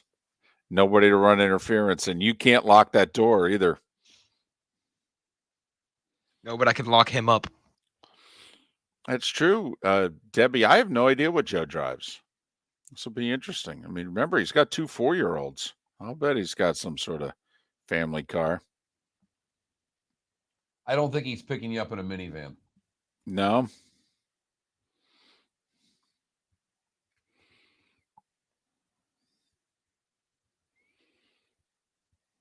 Mark, look at the text I sent you.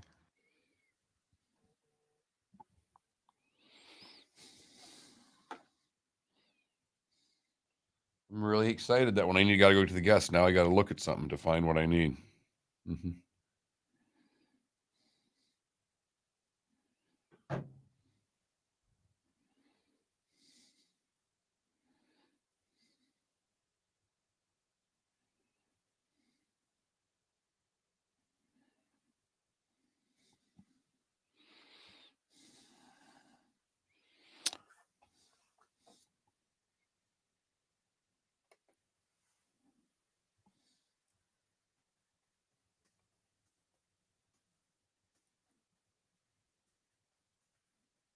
David, at what point are they going to not let Norman?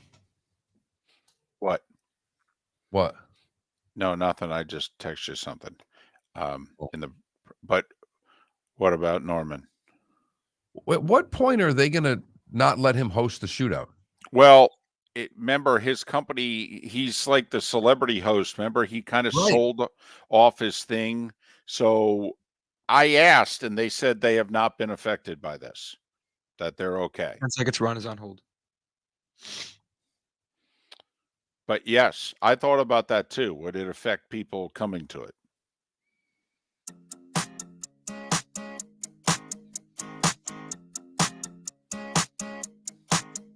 You're listening to Miller and Moulton, exclusively on the Florida Sports Network. 22 minutes before the hour, Miller and Moulton, the Florida Sports Network, floridasportsnetwork.com. That's where you go to sign up for our golf tournament 3 weeks from Saturday, June 11th, West Bay in Estero. Proceeds to benefit Folds of Honor. I'd like to thank the good folks at Budweiser, Southwest Florida Golf Carts. Find out more information about them at flgolfcarts.com, and Twin Peaks. A good time to have by all. Great track, good food, give you a nice shirt, some camaraderie, and to thank you for listening to us, Miller and Moulton, here on the Florida Sports Network. We'd like to thank Ron Sirak for joining us once again. Great writer who contributes to the Golf Channel. You can follow Ron on Twitter at Ron Sirak, S-I-R-A-K. Ron, it's David and Mark once again. Hope you've been well. How are you?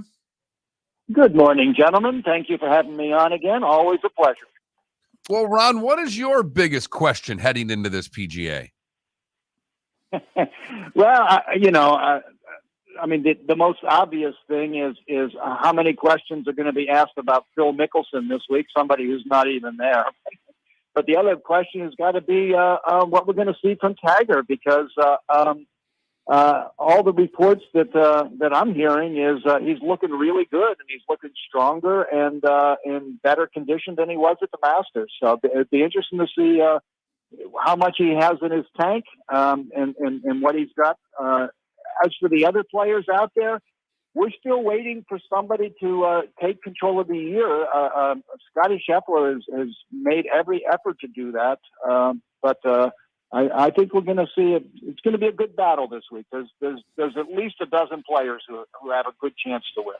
Ron, historically, what Tiger has all but said he's going to be for the rest of his career, which is pretty much the majors, maybe show up at the Players, the Memorial. I mean, Tiger's probably going to play 8 tournaments a year.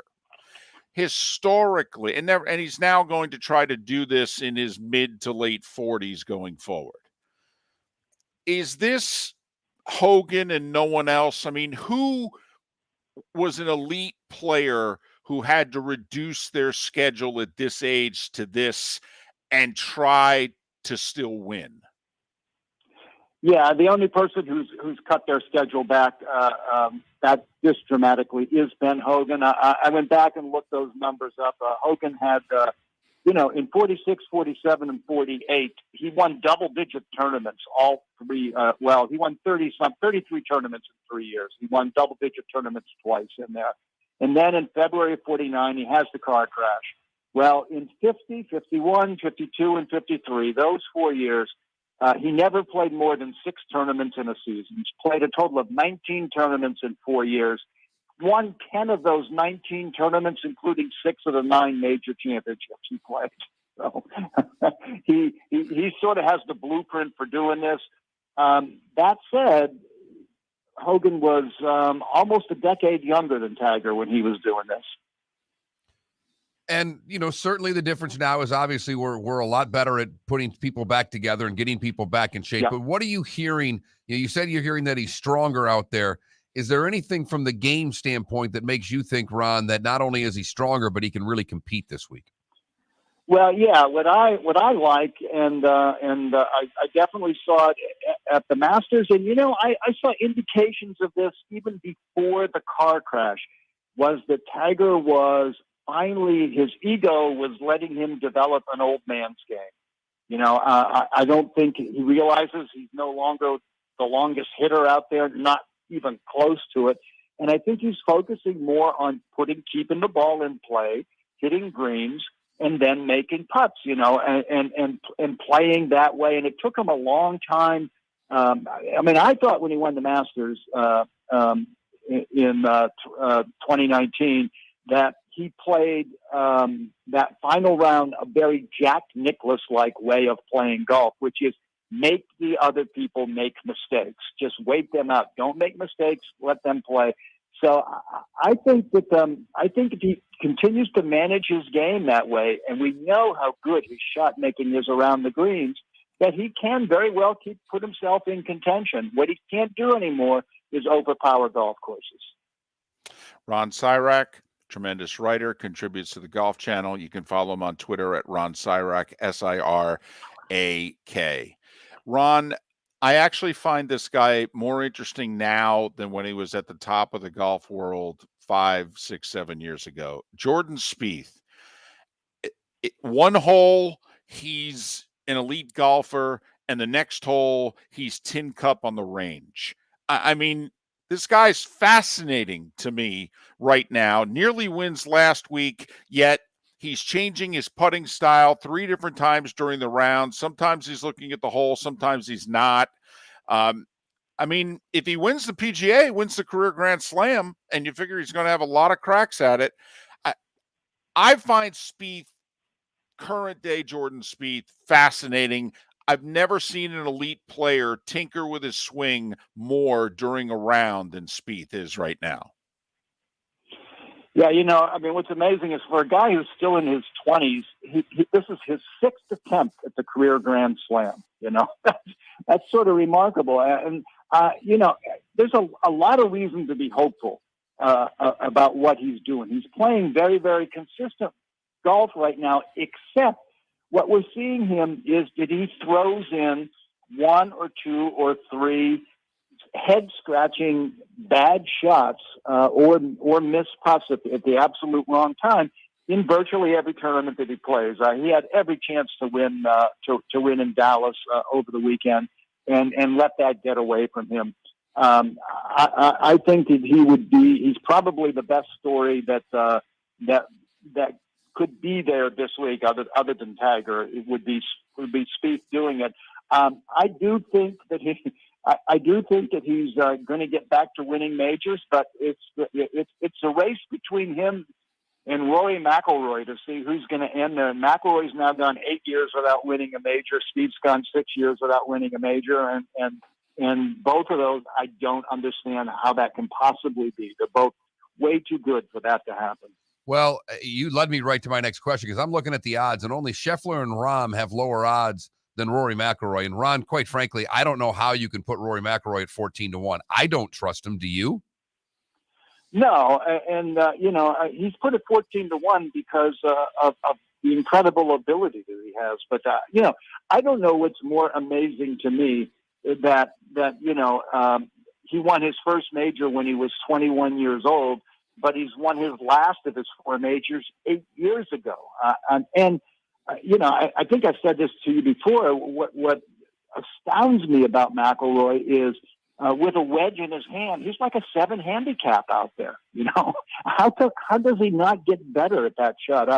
That used to be the case with Dustin Johnson, and then Dustin Johnson had that 6-month hiatus from the game, and it was clear that he went out and he worked just on his wedge play, and he came back and started winning tournaments by the bucketfuls then.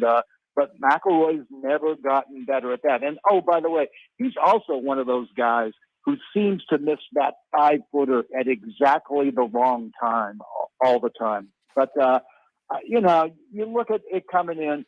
Jon Rahm's the number 1 player in the world. Scottie Scheffler's the hottest player in the world. And McIlroy's the most head-scratching player in the world. Well, and I'll tell you, I think Lexi Thompson's got a little bit of Rory, too, from 140 in the middle of the fairway because, they arguably the 2 best ball strikers in the world, but they're 7 handicaps from 150 and in, and yet they're both elite talents. Okay, top 2 or 3. The PGA used to be, now when it was in August, but the PGA used to be the breakthrough major place where the guy who's never won a major before could go and get his first. All right. Don't know if that's still the case, but top 2 or 3 on your mind, Ron, in which, you know what, if this guy wins his first major this week, it wouldn't surprise me.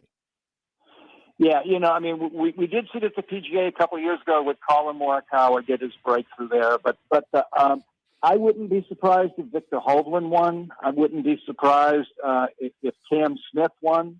I wouldn't be surprised if Will Zalatoris won. I mean, those are people who I think are going to have a major championship on their resume at some point. What are your expectations for Tiger? What are reasonable expectations this week for Tiger Woods? Well, I think they would be similar to the Masters to make the cut, but unless his stamina has improved enormously since early April, and it could very well have, because man, there's one thing I know about the guy: he works hard. But we saw that he just ran out of gas. I don't think sometimes. We get into this thing about are golfers really athletes, and I don't think that people appreciate as much as they should how hard it is to play 72 holes of stroke play golf, 4 consecutive days of stroke play golf. It's physically and emotionally exhausting, and we saw it with Tiger at the Masters. So the reasonable expectation is that he makes the cut and then can't hang in there on the weekend. That said, nothing that he does will surprise me. Ron, you know the inner workings of golf very well. This is the great unknown, but I'm going to ask you to throw in your 2 cents. I think we all think we know what's going to happen in the next 3 weeks. A bunch of guys are going to go play that LIV tour. The PGA Tour is going to suspend them. It's just a matter of how long the suspension is going to be. There's going to be lawsuits. It's going to get ugly. But what I think interests Miller and Moulton is, what does the USGA do? What does the RNA do? Right now, you can be suspended by the PGA Tour, but if you're qualified for the US and Open Championships, you can still play in them. Do you think the USGA and the RNA will essentially get in cahoots with the PGA Tour, or will they say, well, no, actually, you can't play the tournaments before and after us, but you can play us? I don't think that they will. I don't think that they will get in cahoots with the PGA Tour on this, because you don't have to be a member of the PGA Tour to qualify for any of the major championships. They all have their own qualifying standards. Certainly, both the U.S. Open and the British Open pride themselves in being opens. It's the one that the beer distributor can play his way into. And I think that they're never going to do anything to take away that identity. So I think the major championships will still be open to people who aren't members of the PGA Tour. That said, I'm surprised Commissioner Jay Monahan took a stronger line than I thought he was going to take. He just essentially said, no, we're not giving releases to this. And what we're still seeing right now is that most of the players who've publicly said that they want to play are all players whose careers is pretty much in their rearview mirror. Lee Westwood, Ian Poulter, even Sergio Garcia. I heard the other day that Ricky Fowler said he's thinking about it. Well, Ricky Fowler hasn't done too much the last 3 years either, and all of a sudden guaranteed money might be looking pretty good. But we haven't seen that pivotal player, the player that would make it really hard for the PGA Tour to suspend, that big name, top 20 player in the world, and then see how the PGA Tour reacts to them. Right now, the players that they would be suspending are players that they really don't care if they lose. Ron Sirak, enjoy your week covering the PGA, and we look forward to talking again, Ron. Be well. Talk to you down the road, my friends. Ron Sirak, great writer, contributes to the Golf Channel. Follow him on Twitter, Ron Sirak, Sirak. Mark, just going to throw this out there, and you and I are not lawyers, and we haven't slept in a Holiday Inn Express lately. But the reason why I think the majors are not going to join forces with the PGA Tour is if they get in cahoots with them, then they're getting sued too. All right. And I think they're going to sit it out and go, no. You guys battle it out. We ain't getting involved in this. Well, and I think Ron's point's there too. They're open championships. They really set themselves up by trying to suspend people to an open championship and adhere to what the PGA Tour is wanting to do. So I don't think they will do anything either. By the way, Tiger Woods 50-1 for the PGA. Last time the PGA was at Southern Hills 15 years ago, Tiger Woods won it. Now, they redesigned the course 3 years ago. They've shaved off a lot of the rough around many a green. So and they added 300 yards to it. It's a bit of a different course, but he did win the last time they played a major here. Granted, 15 years ago. Just something to keep in mind as he's going out at 50-1. PGA should be terrific this week.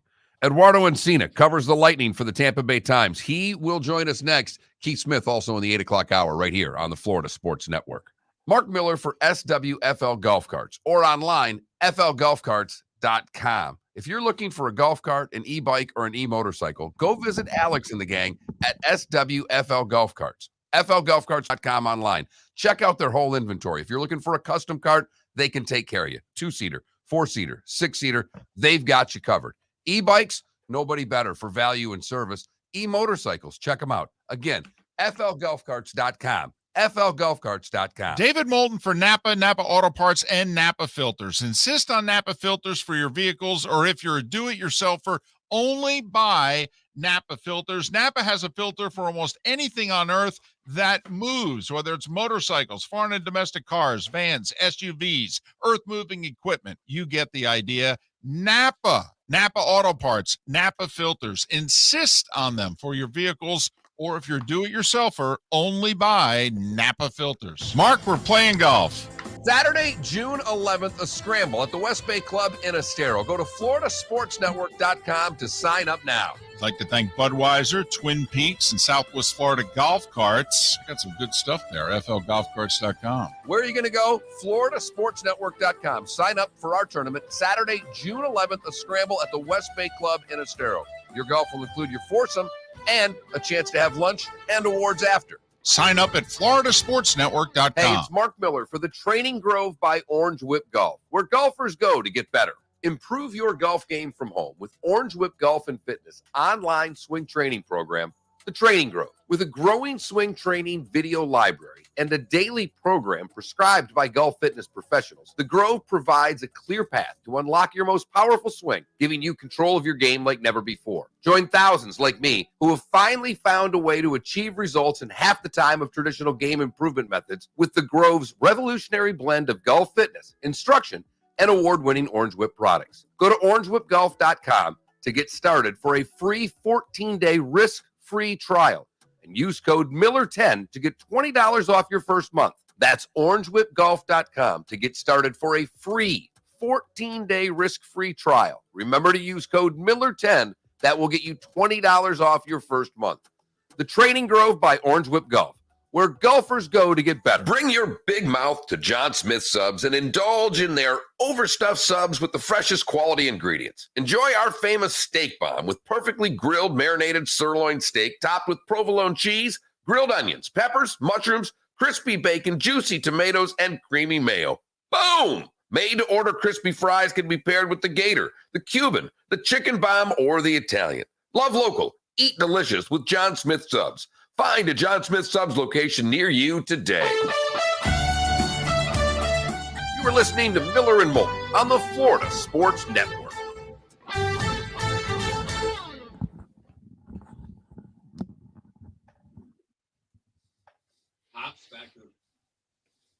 Hops, fact of the matter is all of Miller and Moulton's ads are ad-libbed. Yep. Got a very professional operation going on here. If they send us a script, we'll read it. Otherwise, it's ad-libbed. The last script that we were sent was, I believe, during the Obama administration. And that is not nearly the exaggeration that you all think it is. That would mean it was our first act. Mark, do you recall ever getting a script in our second act? That's a great question. I don't believe so. I don't believe so. We were scribbling in your office many a time coming up with stuff. I don't ever think we got a script in our second act. 2015, I'm willing to bet. Maybe early 2016. Were all bullet points. Yep.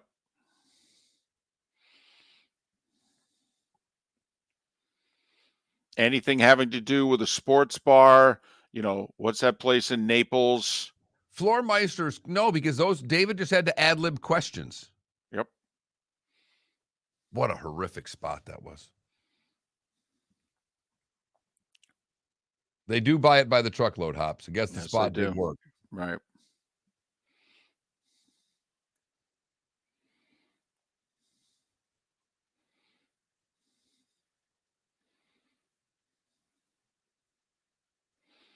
Must be working. If you're running the same ads for that number of years and you're happy with it.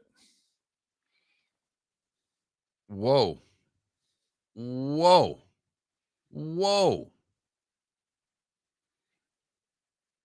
This DJ, Steve Aoki, threw a pitch for the Red Sox. He threw it into the crowd. See, Steve Aoki's looked a little intentional. 50 Cent's pitch was a little more natural looking. Yes, and it was horrendous. Yeah. It is the gold standard for bad. Yeah, I think Steve did this on purpose too. Never thrown out a 50 Cent's got the worst one ever. Although that one by John Wall is not that great. And he's not. Yeah. Hops Kobe Cooling was the other place. They're all tied in because he's a big conservative talk guy. So he spends a ton of money on the conservative talk station, and then they just said, "Hey, oh, by the way, why don't you spend about $1,200 a month with these guys?" Yeah, sure, I like them, but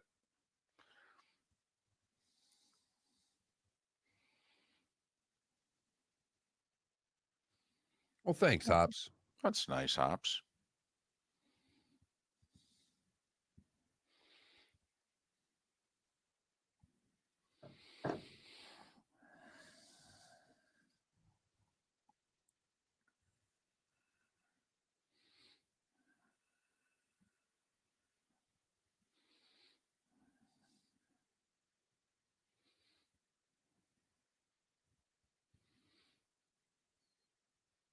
Yes, Canada Relief. And yesterday was the anniversary of Top Gun being released. The one comes out soon. Gotta watch that. Come back.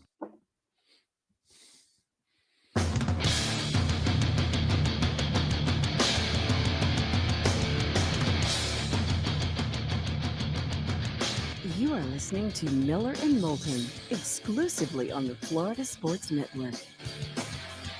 And now here's Mark Miller and David Moulton. Final hour of Miller and Moulton. If you're in Tampa, St. Pete, if you're in Port Charlotte, Venice, if you're in Lake City and surrounding areas, we're just halfway home. If you live in the 239, Miller and Moulton, the Florida Sports Network, floridasportsnetwork.com. That's where you go, by the way, to sign up for our golf tournament. We hope to get as many of you as possible. We will make room. floridasportsnetwork.com. It's 3 weeks from Saturday, June 11th. West Bay and Estero. It's a great track, good food, nice shirt. Raise some money for a couple local charities, including Folds of Honor. So hope to see you there, floridasportsnetwork.com. Eduardo Encina is kind enough to join us once again. He covers the Tampa Bay Lightning, so his job is not done because of what they were able to do north of the border over the weekend. And you can follow Eduardo on Twitter at Eddie in the Yard. Eddie, I-E, in the Yard. Eduardo, it's David and Mark once again. Thanks for your time. How are you? Good. Good morning, guys. How's it going? Well, going great. And during this recent run here, outside of the 2 times they hoisted Lord Stanley, is that the best damn win that didn't involve the Stanley Cup that the Lightning, quite frankly, have had during this run? Yeah, I mean, it's funny you ask that because I definitely think so. You know, I mean, they've been through some battles. I think we've all kind of seen it the past couple of years, but the way they kind of just gutted that game out in Game 7 was pretty remarkable. And a lot of it, you know, they play the teams that, you know, they kind of could get really caught up in like a back and forth and offensive, you know, back and forth, which they did at times and probably didn't play well to their strengths. But, you know, I think the one thing that this team sticks to is the fact that they really have to win games a certain way in the postseason. And that's what they've done, you know, these 2-1, 1-0, you know, 2-0 kind of games. And, you know, but at the same time, like, I think, you know, being there, you know, and being in Toronto for Game 7, that was a great atmosphere. And, you know, you could kind of, once they went into lockdown mode, and honestly, I think Braden Point going down was a big part of that. It's like they realized, like, we just got to go into lockdown mode. And, you know, seeing that, and you could just kind of feel the air kind of come out of the building as the clock went down. But yeah, that game was incredible. It's defense, the block shots. Andre Vasilevsky was postseason Andre Vasilevsky, and they got that 2-1 win. All right. I don't know how much you know, but Braden Point, where do you think he's at? What do you expect tonight? When do you expect him back this series? Yeah, I don't think he's going to play tonight, and I think that, you know, I'd be honestly pretty surprised if he can play at any point in this series, because just from seeing that injury, you know, the only thing we've been told is that it's an upper body, you know, that it's a lower body injury, and that you know, he's highly doubtful for tonight, but considered day to day for the rest of the series. But you know, just seeing the way that he went down and the pain that he was in, and knowing that he's had some issues with hip issues and hip injuries in the past, and kind of upper leg injuries, that you know, it's going to be pretty tough to see him back. And I think the Lightning, whether they get him back or not, are just going to have to be prepared to not have him. And that's another big thing of what they did in Game 7 in Toronto was, you know, they you know, Nick Paul kind of handled a lot of his role defensively, and did a really good job. So next man up kind of attitude for them, which they've had to do over the course of the past 2 years. And Steven Stamkos, you know, didn't play beyond 2 minutes 47 seconds in the bubble in 2020. So they've dealt with some injuries, and they've grinded through injuries, guys playing through stuff. So you know, they kind of know what this is like. Having said it, Braden Point was probably the best player on the ice in that series until he got hurt. Well, Eduardo, I mean, where are they going to go when they need a goal, if you know what I mean? I mean, without Point, I mean, do they even have a line right now between how guys are, you know, banged up? Do they even have a line that you think that Cooper is like, okay, we need a goal, I'm going to start double shifting this group? Because, right, you know, the top lines, especially without Point, I mean, they were not consistently to their past form in that series against Toronto. I mean, they really won that series on guts, guile, and goaltending. Right. No, you're right. And, I think you've got to kind of look at the main players here, and that's like the line of Steven Stamkos and Nikita Kucherov and those guys. Those guys have to kind of really step it up without points there. And so this team is probably a little bit more balanced than last year's team in terms of goal scoring. A lot of guys who had 15, 17, 20 goals on this team. So they're going to have to get contributions from across those lines. Having said it, we mentioned those big guys. When Brayden Point went out, those guys, their minutes went up a lot. You know what I mean? Like, you're playing with, one less forward. You're not necessarily prepared for it.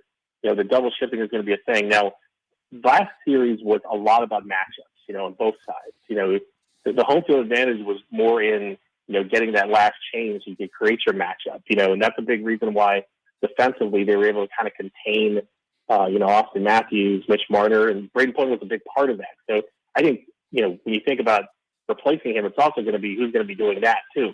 But at the same time, I think just like any time in the playoffs, your best players have to step up, and I think that's what you're asking for. You're asking for more from Stamkos, more from Kucherov, and a little bit more from Victor Hedman in the offensive end. We know that he can do that and jump in and be a bigger presence on the offensive end. So I think that's kind of what you're going to look for. But at the same time, these other lines also have to step up, and that fourth line is probably going to get a lot more ice time.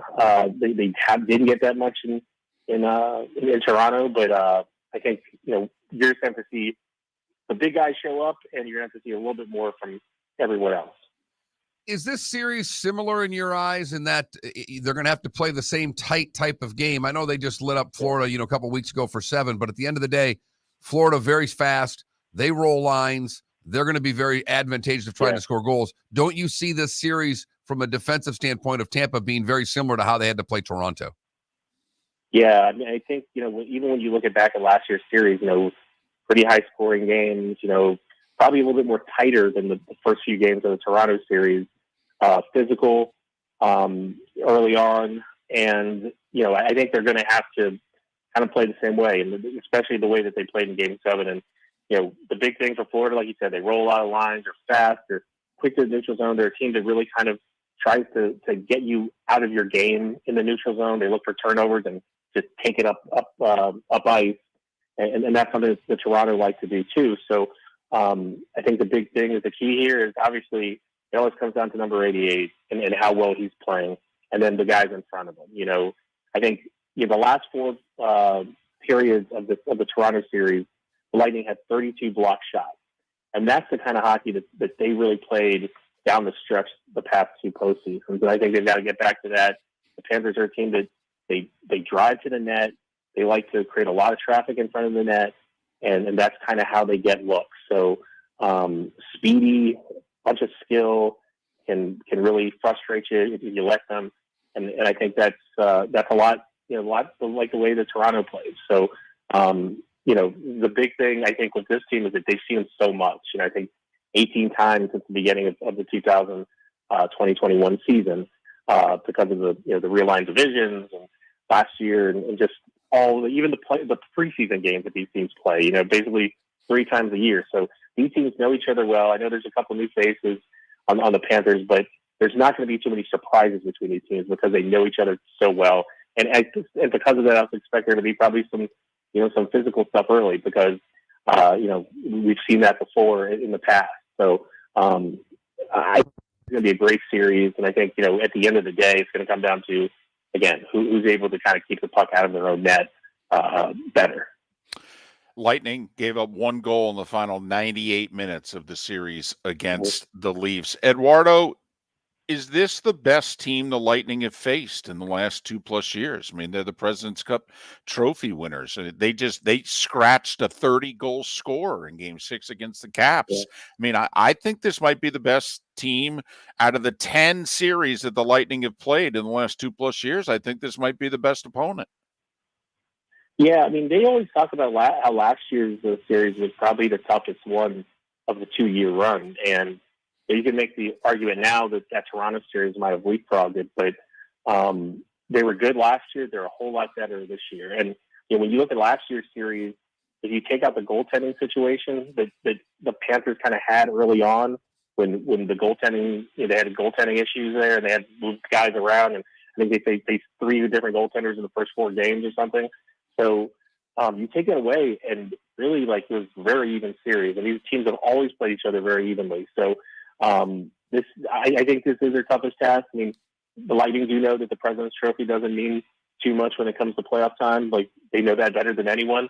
But this is a very dangerous team, and there's no, there are 122 points in the regular season is no joke. So, this is going to be one that, and especially without Braden Point, one of your, like I said, the guy who's probably played the best on the ice, on both sides of the ice, in the first series, it's going to be a tough challenge. And if they can get through this, who knows what they can do, but this is definitely a tall task. I mean, I do think that the first round matchups, you look at back on, Columbus, slaying the beast that was Columbus and knocked them out 2 years ago, the Sunshine State series part 1, last year, and then the Toronto series, they kind of propel you a little bit. So I think there's kind of that hope that that gives that first round win kind of gives you a little bit of momentum coming in. But we also know the Panthers, what they had to do. They had to claw back in a lot of games, overtime games. They came back from behind, all this stuff. So they've shown the mettle too. So this is going to be a good series. Hopefully it lives up to the hype. Eduardo Encina covers the Lightning for the Tampa Bay Times. Follow him on Twitter at Eddie IE in the Yard. Eddie in the Yard. Eduardo, thanks for making time for us. Safe travels, and maybe we'll talk again later in the series. Definitely. Anytime. Thanks, guys. Eduardo Encina, kind enough to join us here on Miller and Moulton. Panthers are better than they were last year. They're deeper. Now they got that experience, good experience. I'm with you, David. This is the toughest series that the Lightning will have faced in the last 3 seasons. It's the best team that they will play. If Bobrovsky holds up, I think the Panthers win. But that's the biggest if in a hockey series, the goaltending. And I think the point injury could be bigger than all of those things combined. Miller and Moulton, we thank you so much for listening. Back with more in a moment. Where else? Right here on the Florida Sports Network. Hey, it's Mark Miller for the Training Grove by Orange Whip Golf, where golfers go to get better. Improve your golf game from home with Orange Whip Golf and Fitness online swing training program, The Training Grove. With a growing swing training video library and a daily program prescribed by golf fitness professionals, The Grove provides a clear path to unlock your most powerful swing, giving you control of your game like never before. Join thousands like me who have finally found a way to achieve results in half the time of traditional game improvement methods with The Grove's revolutionary blend of golf fitness, instruction, and award-winning Orange Whip products. Go to orangewhipgolf.com to get started for a free 14-day risk-free trial. And use code Miller10 to get $20 off your first month. That's orangewhipgolf.com to get started for a free 14-day risk-free trial. Remember to use code Miller10. That will get you $20 off your first month. The Training Grove by Orange Whip Golf, where golfers go to get better. David Moulton for Napa Auto Parts, and Napa Filters. Insist on Napa filters for your vehicles, or if you're a do-it-yourselfer, only buy Napa filters. Napa has a filter for almost anything on earth that moves, whether it's motorcycles, foreign and domestic cars, vans, SUVs, earth-moving equipment. You get the idea. Napa Auto Parts, Napa filters. Insist on them for your vehicles, or if you're a do-it-yourselfer, only buy Napa filters. Mark Miller for SWFL Golf Carts, or online, flgolfcarts.com. If you're looking for a golf cart, an e-bike, or an e-motorcycle, go visit Alex and the gang at SWFL Golf Carts. flgolfcarts.com online. Check out their whole inventory. If you're looking for a custom cart, they can take care of you. 2-seater, 4-seater, 6-seater, they've got you covered. E-bikes, nobody better for value and service. E-motorcycles, check them out. Again, flgolfcarts.com. flgolfcarts.com. You are listening to Miller and Moulton on the Florida Sports Network.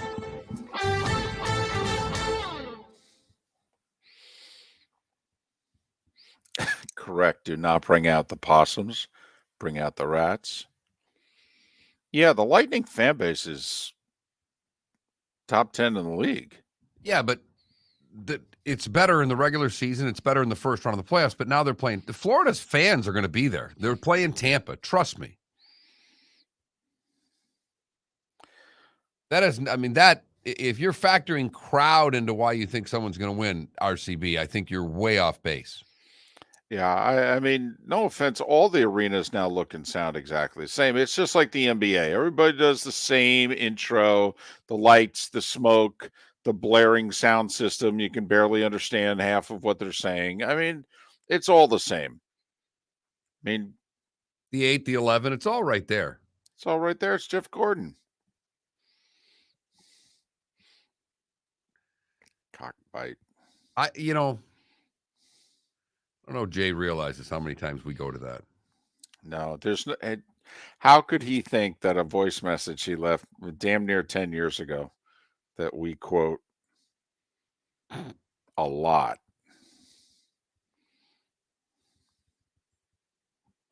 Yep. 12 years ago. 2010? Oh, I'm sorry. 10 years ago. 12. Yep.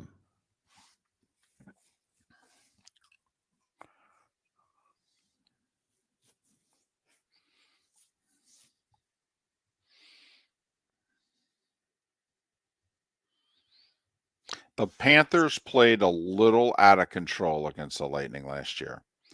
They were playing at 45 RPM.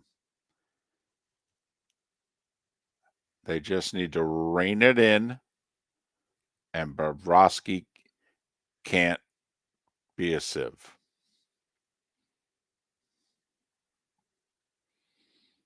Jesus Christ, you don't even say this is fucking Mark Miller? Leave me a message? Is this fucking reach my voicemail? I can't call that fucking 337 ESPN fucking number. It's busy all the time. Fucking Jeff Gordon. It's fucking Jeff Gordon. That 88 divided by 11 plus fucking 16, it's all there. You mark. It's all there. Felipe, we used to do NASCAR math. That's how we used to give away tickets to the races at Daytona every year. You called in, we'd give a mathematical equation. Well, we'd give the drivers, and then you had to know their numbers and figure out the equation. And right. It meant it would equal another driver. Right. And that was whatever it was 88 divided by the 11. Added to 16. Plus the 17. 16, right. Yeah. 8 plus 16 gets you 24. It's Jeff Gordon.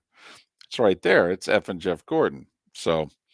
And he left it on my personal phone, as he said, because he couldn't. This is when we worked here. That's how long ago that is. God, that's good.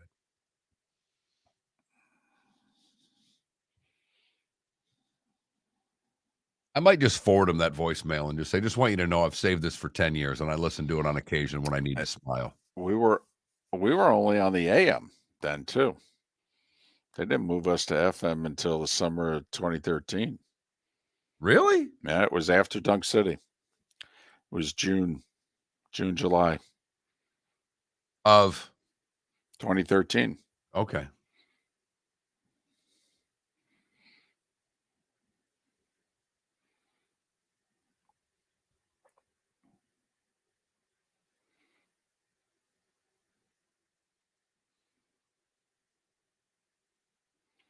So that's why if one of us makes the reference something along the lines of it's all there, or it's all right there, or it's right there, any of those three will send the other into it's Jeff Gordon.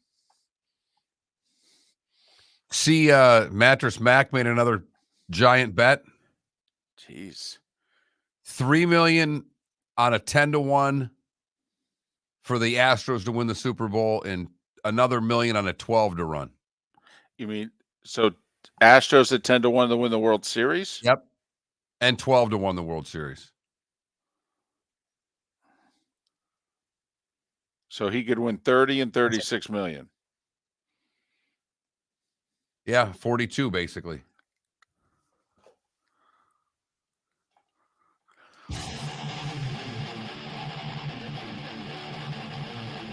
You're listening to Miller and Moulton.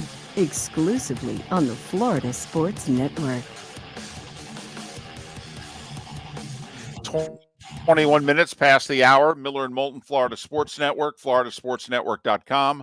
That's where you go to sign up for the golf tournament 3 weeks from Saturday, June 11th at West Bay in Estero. It's also where you go if you miss any part of the show. We've already talked with Ron Sirak about the PGA and Eduardo Encina about the Panthers Lightning Series, which gets underway tonight on the East Coast. By the way, secondary market not as expensive as I thought it would be, Mark, so far. I mean, you can get upper deck behind the goal for what, $62? $60 basically. You can get in the door tonight, and that's for 2 tickets, not even for a single. Wow. And then I thought I saw like lower level right near center ice is about $3 and change, a little over 300. I mean, believe it or not, ladies and gentlemen, that these days, that's pretty good. That's pretty good. Check out, put it this way. Those same seats in Tampa, double. Yeah, I mean, you can get decent seats inexpensively tonight. Club seats for $200. I mean, Mark, think about it. All right, you and I could go to the Lightning Panthers tonight, and our seats would be less than 4 beers at the PGA. Right. Right. 3 beers and a water at the PGA, or go to the Lightning Panthers game. I mean, $1.85 for row 7 behind the goal right now. Probably the best value that I found out there. So game 1 tonight. Turns out ESPN is to blame for the Panthers and the Heat playing on the same days.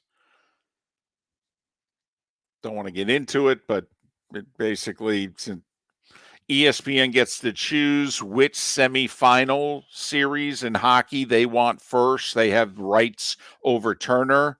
They chose the Carolina Rangers series. So Turner then got the Panthers and Lightning. Well, ESPN is doing the Eastern Conference Finals in basketball. So there you go. Turner's got the hockey, ESPN's got the basketball, and now they're paired up against one another. So that's how it worked. Blame television. Tonight and the weekend, your best chances to watch Florida and Tampa or the Heat and Celtics uninterrupted from one another. Because tonight we had a 7 o'clock start and an 8:30 basketball start. Saturday, the basketball is going to be on its own. Sunday, the hockey will be on its own. And then they pair up again Monday, Wednesday, and Friday of next week if necessary. Going right on through. So you and I think we're both leaning Panthers, right? And we both like the Lightning against the Leafs, for the record. We both got that one right. We both went Lightning in 7. Nailed that sucker. Both like the Panthers to beat the Caps. I think we both picked them in 6. Nailed that sucker. Here's my question. Does Carter Verhaeghe come down to earth? I mean, this is a third line forward who just had, what's that scene in Caddyshack? The greatest round of my life. I mean, he was the best player on the ice, and Alex Ovechkin was on the same ice, and he was the best player in the series. I do think he provides some of the grit that Tampa lacks in this series, however. Former Lightning. Right. Yep. You take out Point, who has been their best forward. The third line, which, Nick Paul had a heroic night in Game 7. Absolutely fantastic. Loved it. You're not going to expect goals out of him on a regular basis. Vasilevsky has to win this series for Tampa. And Hedman and McDonough. And they both have to play damn near 30 minutes a night to do it. I think both of them have to be on. One of them has to be on the ice damn near every shift. And that's probably where you're going to be, David, because unlike Toronto, who had one stud line, doesn't mean the rest of their team wasn't very, very good. But your objective is to stop Matthews. Florida rolls 2 or 3 lines that, from a production standpoint, are amazing. Not one line maybe as good as what Toronto have, but 3 lines on the whole that I think are better than what anybody in the league has right now. And that, to me, is the difference from an offensive standpoint. As you've been mentioning the whole time, Ken Bobrovsky, the goaltender for the Florida Panthers, do what he needs to do to at least be close to equal to Vasilevsky in between the pipes. Tampa Bay, in our estimation, going to have to win this series the same way they ended up winning it against Toronto. Slowing the team that at the end had a little bit more firepower than them. Slowing it down, keeping it to the outside, blocking a bunch of shots. The one thing I will say, Toronto was pretty disciplined, Mark, in that series, even late in the series. Florida has a tendency to give up breakaways and odd man rushes. They play the way the Edmonton Oilers did in the 80s. They are going for it all the time. And the Lightning know how to play, and they could get 4, 5, 6 breakaways, odd man rushes a game and put a lot of pressure on Bobrovsky. David, if they get that many, then Tampa's going to win the series. That happens 4 times, Tampa may win the series. If that happens in 4 of the 7 games, Tampa may win the series. You can't be giving 5+ odd man, 2-on-1, 1-on-0 type rushes is what you're speaking of. That just can't happen. Well, but Mark, we saw it last year. I mean, the Panthers' hatred for the Lightning, and they were foaming at the mouth in the series, and Tampa was just kind of chuckling, kind of like, you guys have no idea. We're sucking you in. And they drew the penalties and created the odd man rushes, and Florida's got to learn from it. Because we commented last year, Mark, you and I watched a lot of hockey. We had not seen a team 5-on-5 outplay the Tampa Bay Lightning in 3 years. The Panthers were the better team 5-on-5 in that series last year. They just couldn't keep the game 5-on-5. And I think they are a much more disciplined team. I mean, that's part of the reason they're the President's Club winner, is that they learned from that series. They were a better team this year. They know that they can't take stupid penalties against Tampa. They cannot let their emotions get the best of them. And I do think playing this in the second round is fantastic for the Florida Panthers to get through a series, to have beaten the Capitals, to have seen what it takes. Because, David, they tried to screw up that series against Washington. And they needed a couple of breaks. They were down 2-1 in the series. Caps had a shot at an empty net and missed it by 6 inches. And they came from behind in games 4, 5, and 6 in the third period to tie it, and eventually won 2 of the games in overtime. So the line was pretty fine for the Panthers, too, just to get out of the first round. It was our poll question yesterday, who do you like to win the series, Panthers or Lightning? Our sports poll question today was Heat Celtics. Who do you like in the Eastern Conference Finals? Right now, the Heat getting 57% of the vote in the early poll. Both you and I picking the Celtics, which I'm sure has the Heat people excited and pressing the Heat button a lot more quickly. But the bigger poll question today is because of what's been going on at the Oakland Coliseum with both a rat and a possum entering the press boxes in different areas. The possum entering where the Twins were doing a game, the rat entering where the beat writers were all huddled up. Right. Which one would scare you more, the rat or the possum in the press box? The possum getting 70% of the vote in early voting, David. Wow. I'm telling you. Man. Don't mess with the possum. Come on. It's a cute little possum. Come on. Cute is not the word I would use, but okay. Possums. Yeah, I know they sleep a lot, but when they don't sleep, they're mean little suckers. I mean, think about it. Possum, rat. I mean, come on. One just sounds a whole lot tougher. Right. And it has a silent letter, too. Silent but deadly, David. Be scared of the possum. Oh, I know Hey, a little it's Mark something. Miller for the Training Grove by Orange Whip Golf, where golfers go to get better. Improve your golf game from home with Orange Whip Golf and Fitness online swing training program.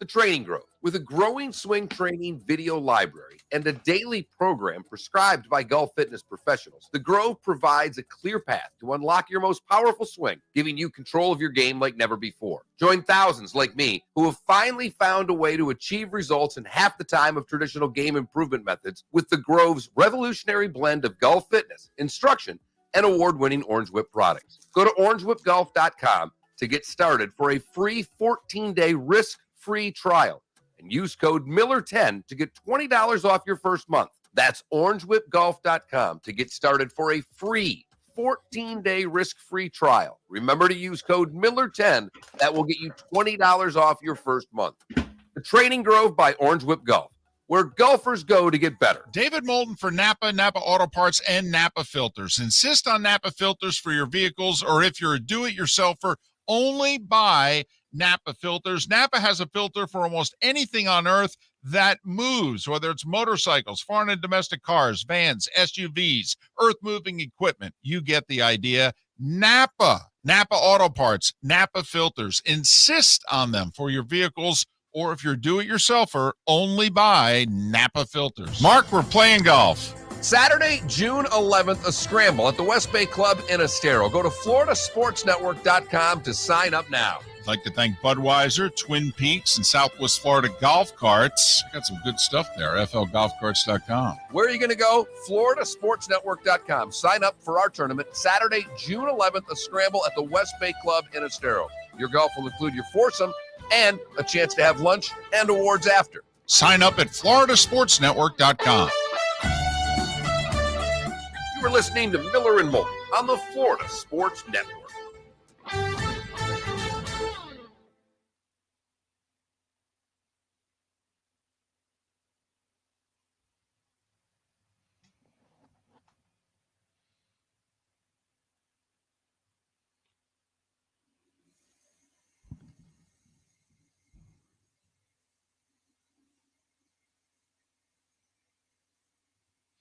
Thank you, Arch.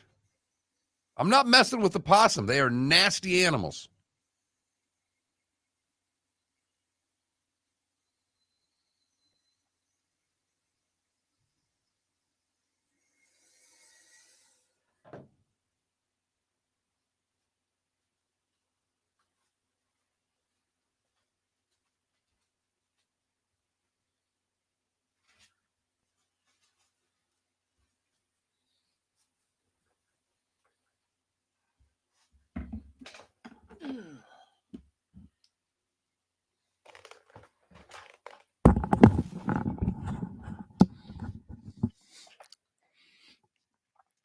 Palatka. No, Edgar? Right, Edgar from Palatka. That goes back to a coach Bobby Bowden coach's show. That's That was another. after they got whacked. And they played BYU the next week. And Edgar from Palatka said they were going to win by 6 touchdowns or whatever it was. And Edgar was right. Mm-hmm. Because they got beat badly. Whoever it was the first game of the year, they got beat by someone they shouldn't have really lost to, and they're playing BYU, and this is getting towards the end with Bobby. Edgar for Palatka calls in. Cassio was the one that heard it. Coach, just want to let you know, got your full support, and I think you're going to beat BYU by 6 touchdowns. I'll hang up and listen. God bless you, Coach. God bless you, Coach. Yep.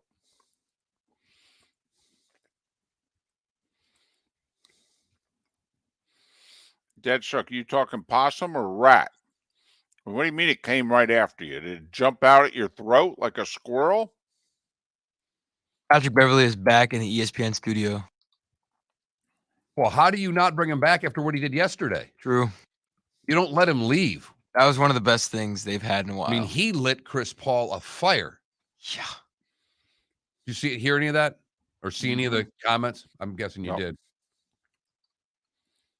Yeah, but Matt Barnes humbled him. Him as in Patrick Beverly. Okay. Pat Bev loves to talk shit, but he kind of is that guy, but he's not that guy. Well, put it this way. I'd rather hear from him than Stephen A. That's 100% true. It was him and Stephen A. I know. I watched it. Hell, he even went to Max Kellerman's show with JJ Redick. Hey, Because every time they have a guest, they just hop around shows. it's called the Called car wash.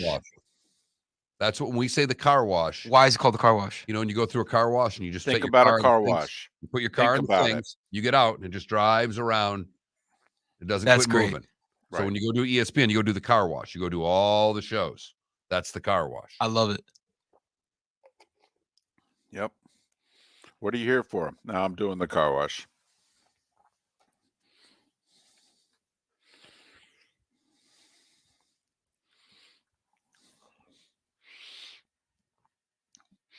Does anyone like orange creamsicles? Yes, I do. Yeah. Yeah.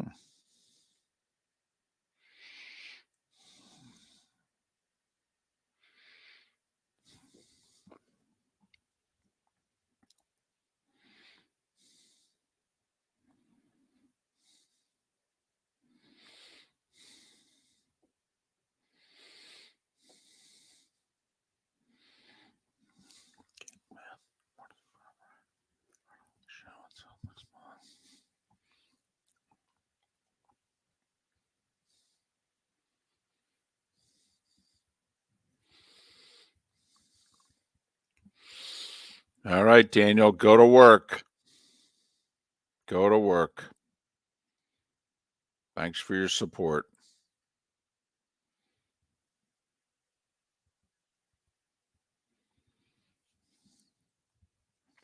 A frozen orange creamsicle is good. I don't know what to tell you. I like them. Yeah, I do too. And I like the frozen orange at the Varsity.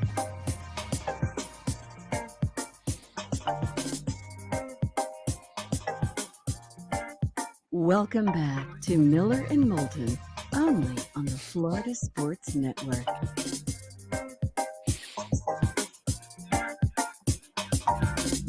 "22 minutes before the hour, Miller and Moulton, the Florida Sports Network. I'm in St. Louis for the week. Mark is in the cozy confines. We'll be together next week, and we'll be on 6 stations in Michigan next week. You sure about that? You sure yes. they really want to do this? Yes, because I was told last night I had to write up liners, coming out of break, something that combines Michigan and Florida together. Snowbirds. So, yeah. Well, hatred of Urban Meyer, things like that. I had to come up with I-75, right? Stuff that we kind of sort of have in common. Well, SEC Big Ten Challenge is what you're telling me. Right. So I had to come up with some witty repartee involving both Michigan and Florida, because apparently next week we're not just on 4 stations in Florida, we're on 6 in Michigan as well. Keith Smith's kind enough to join us once again. His Twitter handle, very easy to follow. It's Keith Smith NBA, because he covers the NBA for Spot Rack, the front office show, and he writes for Celtics blog. Keith, David, and Mark, once again, hope you're well. How are you? I'm doing well. Thank you for having me. Well, this has got to make life a little easier for you. You're based in and around Orlando. You finally get a series, in your home state, and travel should be a lot better. But Keith, in all honesty, you've covered the Celtics for a while. The series against Milwaukee, best one in how many years that you've covered? That's a good question. It's probably the best one since that Cavs Eastern Conference Finals in 2018. The bubble series were just so weird. Just they didn't have the same feel as it. And I don't say that as someone who's going to say that that's not real or is fraudulent, because I don't believe that. I think everybody was playing on those same circumstances. They just didn't feel the same. So that Cavs series in 2018, mostly because it was just so unexpected for that particular Celtics team to have made it that far. That's probably the best one since then. All right. When you look ahead to this series for Boston, from Boston's standpoint, how are they going to attack Miami? Because it seems that they have more scoring than do the Heat. Yeah, I think what you're going to see the Celtics look to do throughout the course of this series is that they will try to use Miami switching defense against them. for as long as the Heat stick with it. And that'll put them in a position where they're going to want to try to seek out those mismatches and hunt certain players, whether that be, someone like Max Strus in the starting group or Gabe Vincent for the games Kyle Lowry's out, or when the Heat go into their bench, do they try to get at Tyler Hero? That's been a way Boston has been able to find and create a lot of offense throughout the course of this year. And I would expect that to continue in this series. Who do you think they assigned to Butler to start the series? Yeah, that's going to be really interesting. I think there is a chance that what they do is they'll put Jaylen Brown on him to open games, but he's going to see everybody. He's going to get Grant Williams quite a bit, I think. I think he'll get Jason Tatum, especially at end-of-half, end-of-game scenarios, much like the Celtics did against Kevin Durant. And then Marcus Smart will pick him up quite a bit. Smart guarded everybody from Drew Holiday to Giannis Antetokounmpo and did well. There's a question about his availability, so we'll see, if he can play due to this foot sprain he's dealing with, and what it looks like if he does play. But if he's able to go, he'll pick up Butler quite a bit. But I think Jaylen Brown will start the game on him, and then we'll see kind of where it goes from there. And that Boston will do their normal switch everything much the same way Miami plays. I think for Miami to win this series, Bam Adebayo is going to have a terrific series. And to me, Keith, what Boston brings to the table with all their bigs, they can really run a lot of interference for Bam. How do you see the Bam Adebayo matchups going in this series for the Celtics? Yeah, I think that is on the court. The biggest place that he'd have the advantage is with Bam Adebayo, because the Boston bigs are good, but they're not at his level. Good. That said, this is not the wild mismatch it was in 2020 in the bubble when it was Bam Adebayo against Daniel Theis. I don't think, that one could have gone any worse for the Celtics. It was, Adebayo doing whatever he wanted. Then their next option was, all right, well, we'll throw Enes Kanter out there. That, of course, did not go well for the Celtics defensively. And then they tried Grant Williams, but that's when he was a rookie and he was still kind of learning and figuring things out. So now you've got a much improved Grant Williams. You have Al Horford. You have Robert Williams. And then if, all kind of is lost, then you can throw Theis out there, for, short minutes. But I would expect any minutes he plays will come when Dwayne Dedmon's on the floor versus when Bam's on the floor. Keith Smith covers the NBA. You can follow him on Twitter at, appropriately enough, Keith Smith NBA. Well, you mentioned Robert Williams. A lot of the focus is on Kyle Lowry being injured and out for at least game one for the Heat. But you mentioned Marcus Smart's got a bum foot. Williams was hobbled when he could play in the Milwaukee series. How healthy is he going to be at the start of this series? If nothing else, he's minutes and fouls, Keith.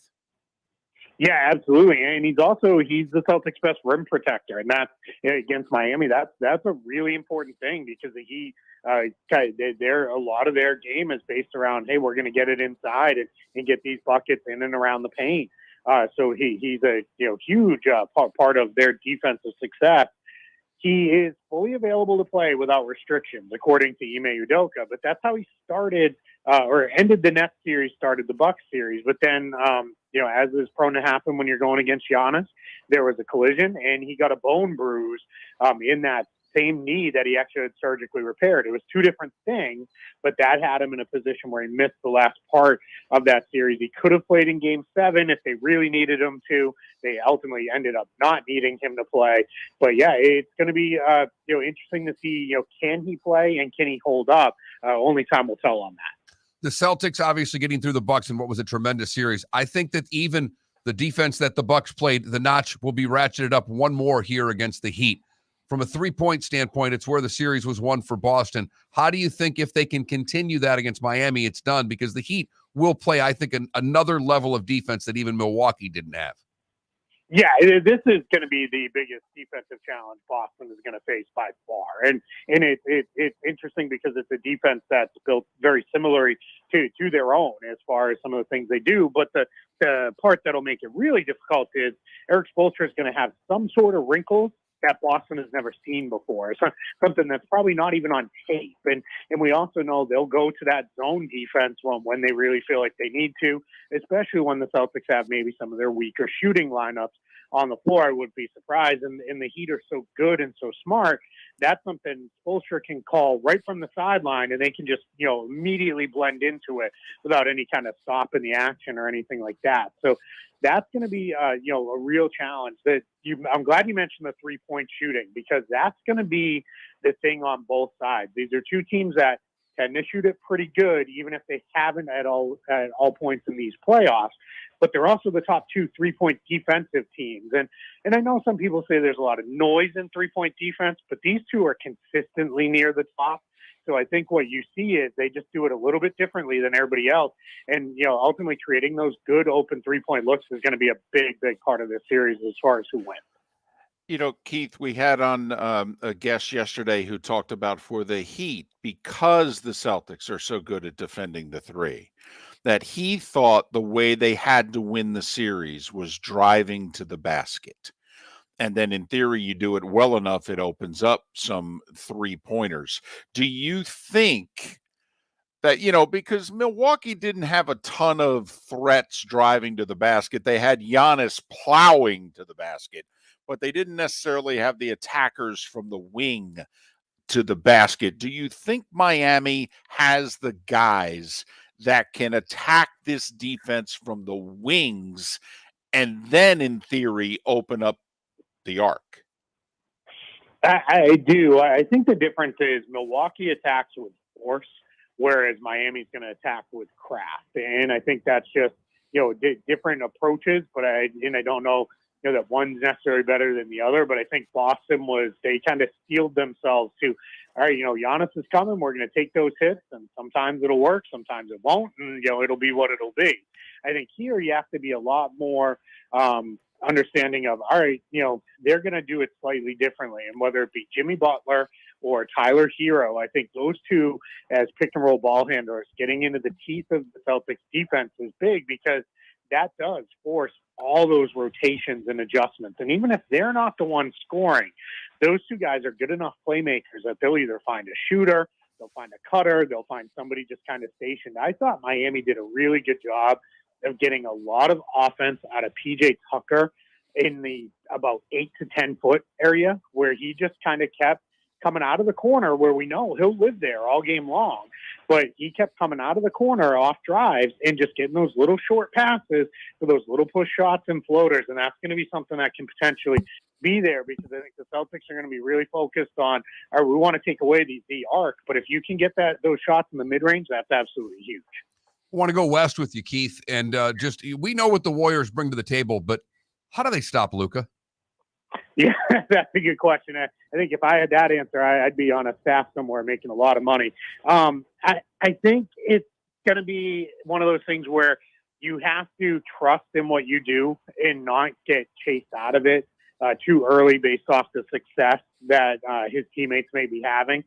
And if your plan is, all right, we're going to let Maxi Kleba, Davis Bertans, Reggie Bullock, we're going to let those guys shoot. And if they beat us, and so be it. Then you have to be willing to live with that versus over-adjusting. Because if you're going to send help against Luka, there's going to be other guys who are going to get shot. But you have to decide, is that what we want versus Luka kind of beating us himself? And the Phoenix Suns, I thought, got out of what they wanted to do. I thought they said, we can't let these other guys beat us way too early in games and in the series. And then that turned into, all right, well, now Luka one-on-one, there's very few players who can cover him. And then their only other hope is you run a lot of different bodies at him, a lot of different looks at him, try to defend him with size, defend him with speed, just try to keep him off balance, because that's your best hope. I also think you have to take advantage of them at the other end of the floor and make them work like crazy. Does it feel like this is it for the Warriors? Like this is their last best great chance at a championship. The 1 and 2 seeds go away. All right. They actually have home court in the Western Conference Finals. This, Keith, and seeing all the young teams led by Luka and the Mavs, and Memphis is coming and what have you, it just seems as if this could be the Warriors' last best shot. Yeah, I think so. I think they're going to have a little bit of staying power as far as hanging around and having a chance. But when you look at what's right in front of them right now, yeah, I don't know that it'll get, many better than this, because you also have to think just even next season, the West is going to be a much tougher team. Denver is going to get their guys back. They're going to be healthy. The Clippers are going to get their guys back. They're going to be healthy. Who knows what becomes of the Lakers, but it's hard to think that'll be much worse than it was this year. So I do think if you're Golden State, there's got to be some recognition of, all right, hey, this is right here in front of us. If we want to put another banner in the rafters, in our arena, this is it. This is the year to do it. And we've got this opportunity here. And I think with that proud veteran group, that core is still the same guy. I think you're going to see them, if they don't do it, they're certainly going to go down swinging. Keith, when I know we'll probably talk between now and when the finals start, but when we do the finals preview, who's playing in the finals? I think it's going to be Celtics and Warriors. I say that with a ton of respect for the Miami Heat. I think going back to kind of what we started the conversation with, I think Boston just has enough scoring and enough scoring versatility to get by Miami. But I think this is going to be a series that's going to be, if you love defense, this is going to be the series for you, because it's going to be low scoring. It's going to be hard fought. There might be some rock fights in there. We may be going back to the basketball I grew up on in the 80s and 90s of 95, 90 type scores, but it'll be a lot of fun and close games. And I think Golden State, this is that kind of classic scenario where I think they're going to overwhelm Luka a little bit with their depth, and I think that'll give them enough of advantage to get past the Mavericks.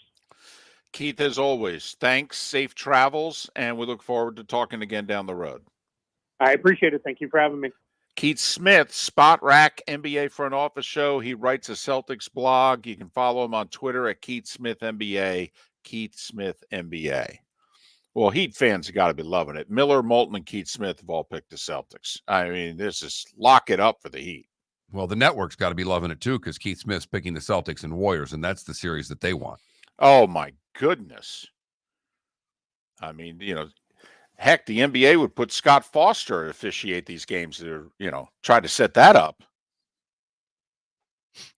Just kidding. Don't need to see Scott anymore because Chris Paul's out. We will see him. Don't you worry. Miller and Moulton. Make sure you sign up, floridasportsnetwork.com for the golf tournament. Bonus hour is next. Thanks for listening. Bring your big mouth to John Smith Subs and indulge in their overstuffed subs with the freshest quality ingredients. Enjoy our famous steak bomb with perfectly grilled marinated sirloin steak topped with provolone cheese, grilled onions, peppers, mushrooms, crispy bacon, juicy tomatoes, and creamy mayo. Boom! Made-to-order crispy fries can be paired with the Gator, the Cuban, the chicken bomb, or the Italian. Love local. Eat delicious with John Smith Subs. Find a John Smith Subs location near you today. Hey, it's Mark Miller for the Training Grove by Orange Whip Golf, where golfers go to get better. Improve your golf game from home with Orange Whip Golf and Fitness online swing training program, The Training Grove. With a growing swing training video library and a daily program prescribed by golf fitness professionals, The Grove provides a clear path to unlock your most powerful swing, giving you control of your game like never before. Join thousands like me who have finally found a way to achieve results in half the time of traditional game improvement methods with The Grove's revolutionary blend of golf fitness, instruction, and award-winning Orange Whip products. Go to orangewhipgolf.com to get started for a free 14-day risk-free trial. And use code Miller10 to get $20 off your first month. That's orangewhipgolf.com to get started for a free 14-day risk-free trial. Remember to use code Miller10. That will get you $20 off your first month. The Training Grove by Orange Whip Golf, where golfers go to get better. David Moulton for Napa, Napa Auto Parts, and Napa Filters. Insist on Napa filters for your vehicles, or if you're a do-it-yourselfer, only buy Napa filters. Napa has a filter for almost anything on earth that moves, whether it's motorcycles, foreign and domestic cars, vans, SUVs, earth-moving equipment. You get the idea. Napa Auto Parts, Napa filters. Insist on them for your vehicles, or if you're do-it-yourselfer, only buy Napa filters. Mark, we're playing golf. Saturday, June 11th, a scramble at the West Bay Club in Estero. Go to floridasportsnetwork.com to sign up now. I'd like to thank Budweiser, Twin Peaks, and Southwest Florida Golf Carts. Got some good stuff there. FLGolfCarts.com. Where are you going to go? floridasportsnetwork.com. Sign up for our tournament Saturday, June 11th, a scramble at the West Bay Club in Estero. Your golf will include your foursome and a chance to have lunch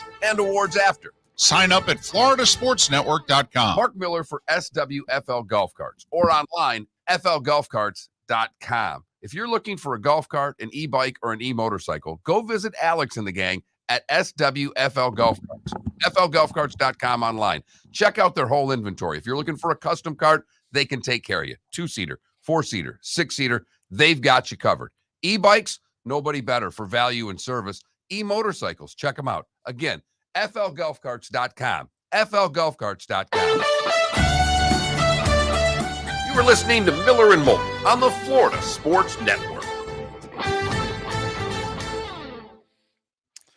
All right, answering a bunch of stuff here. Curtains report. There's one small window with not much of a view. The curtains are a solid rust color, I would say. A solid rust color. Pretty ugly. No, it does not mean a rebrand. Instead of the Michigan Sports Network running a week of best of shows, they'll run us instead. Hopefully the people don't think we're too terrible. What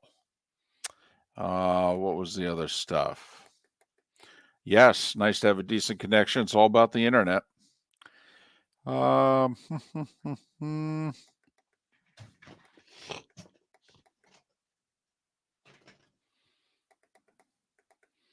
And I think that's it. I think I answered all the questions. So, yeah, it's a 1 week thing. That's all. I mean, the same people who own the Michigan Sports Network own the Florida Sports Network, and they just figured they'd run the show for a week. Oh, wow. Newfoundland came back and won the series, huh? They did, won 6-7 in Reading. Do you know what that's going to cost the Everblades? They'll lose $50,000 minimum in the series. And it starts in Newfie. So they'll have to go there. I'm guessing this will now be a really long, drawn-out series because I'm guessing that Newfie will want to have the games closer to the weekend. Then the Blades will probably want to wait until 3, 4, 5 on Wednesday, Friday, Saturday of the week leading into Memorial Day weekend. So I'm guessing this series is going to drag out.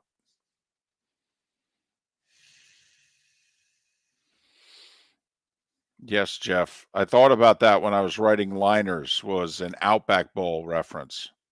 You know, at least your hotel room, the temperature stays consistent for the 4 hours you do the show.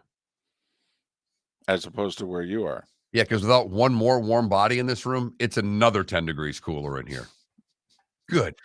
Gosh, man, it's cold. When Roto filled in a few times last August and did the shows in that studio, and he said, I had to bring a jacket by day 2.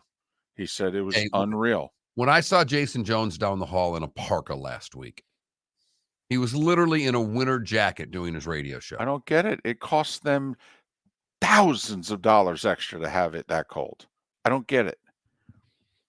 Especially because it's all for two guys that don't matter the way that they once did in this building that got whatever they wanted. I mean, that's what it was. Well, but also, no offense, they're not here till 2 o'clock. I mean, so you're going to have the building be frigid for 24 hours? Ooh, if it's, I mean, I keep my house at 73. I think it's much colder than that. I think it's like 68, 66, somewhere in there. It's cold. It's hotel room. When you walk in a hotel room, it's oftentimes between 66 and 68. By the way, 62 degrees in this room when I walked in yesterday. I mean, turn it up? Had to turn it up, which I never do. Right. So no, Jotharian, I would guess if there was a thermostat that it's in the 68 degree in range. this room, of all the rooms, this is one of the coldest rooms in the building where David and I are, because there's no equipment in here really. And not a huge room. The fan is directly over us.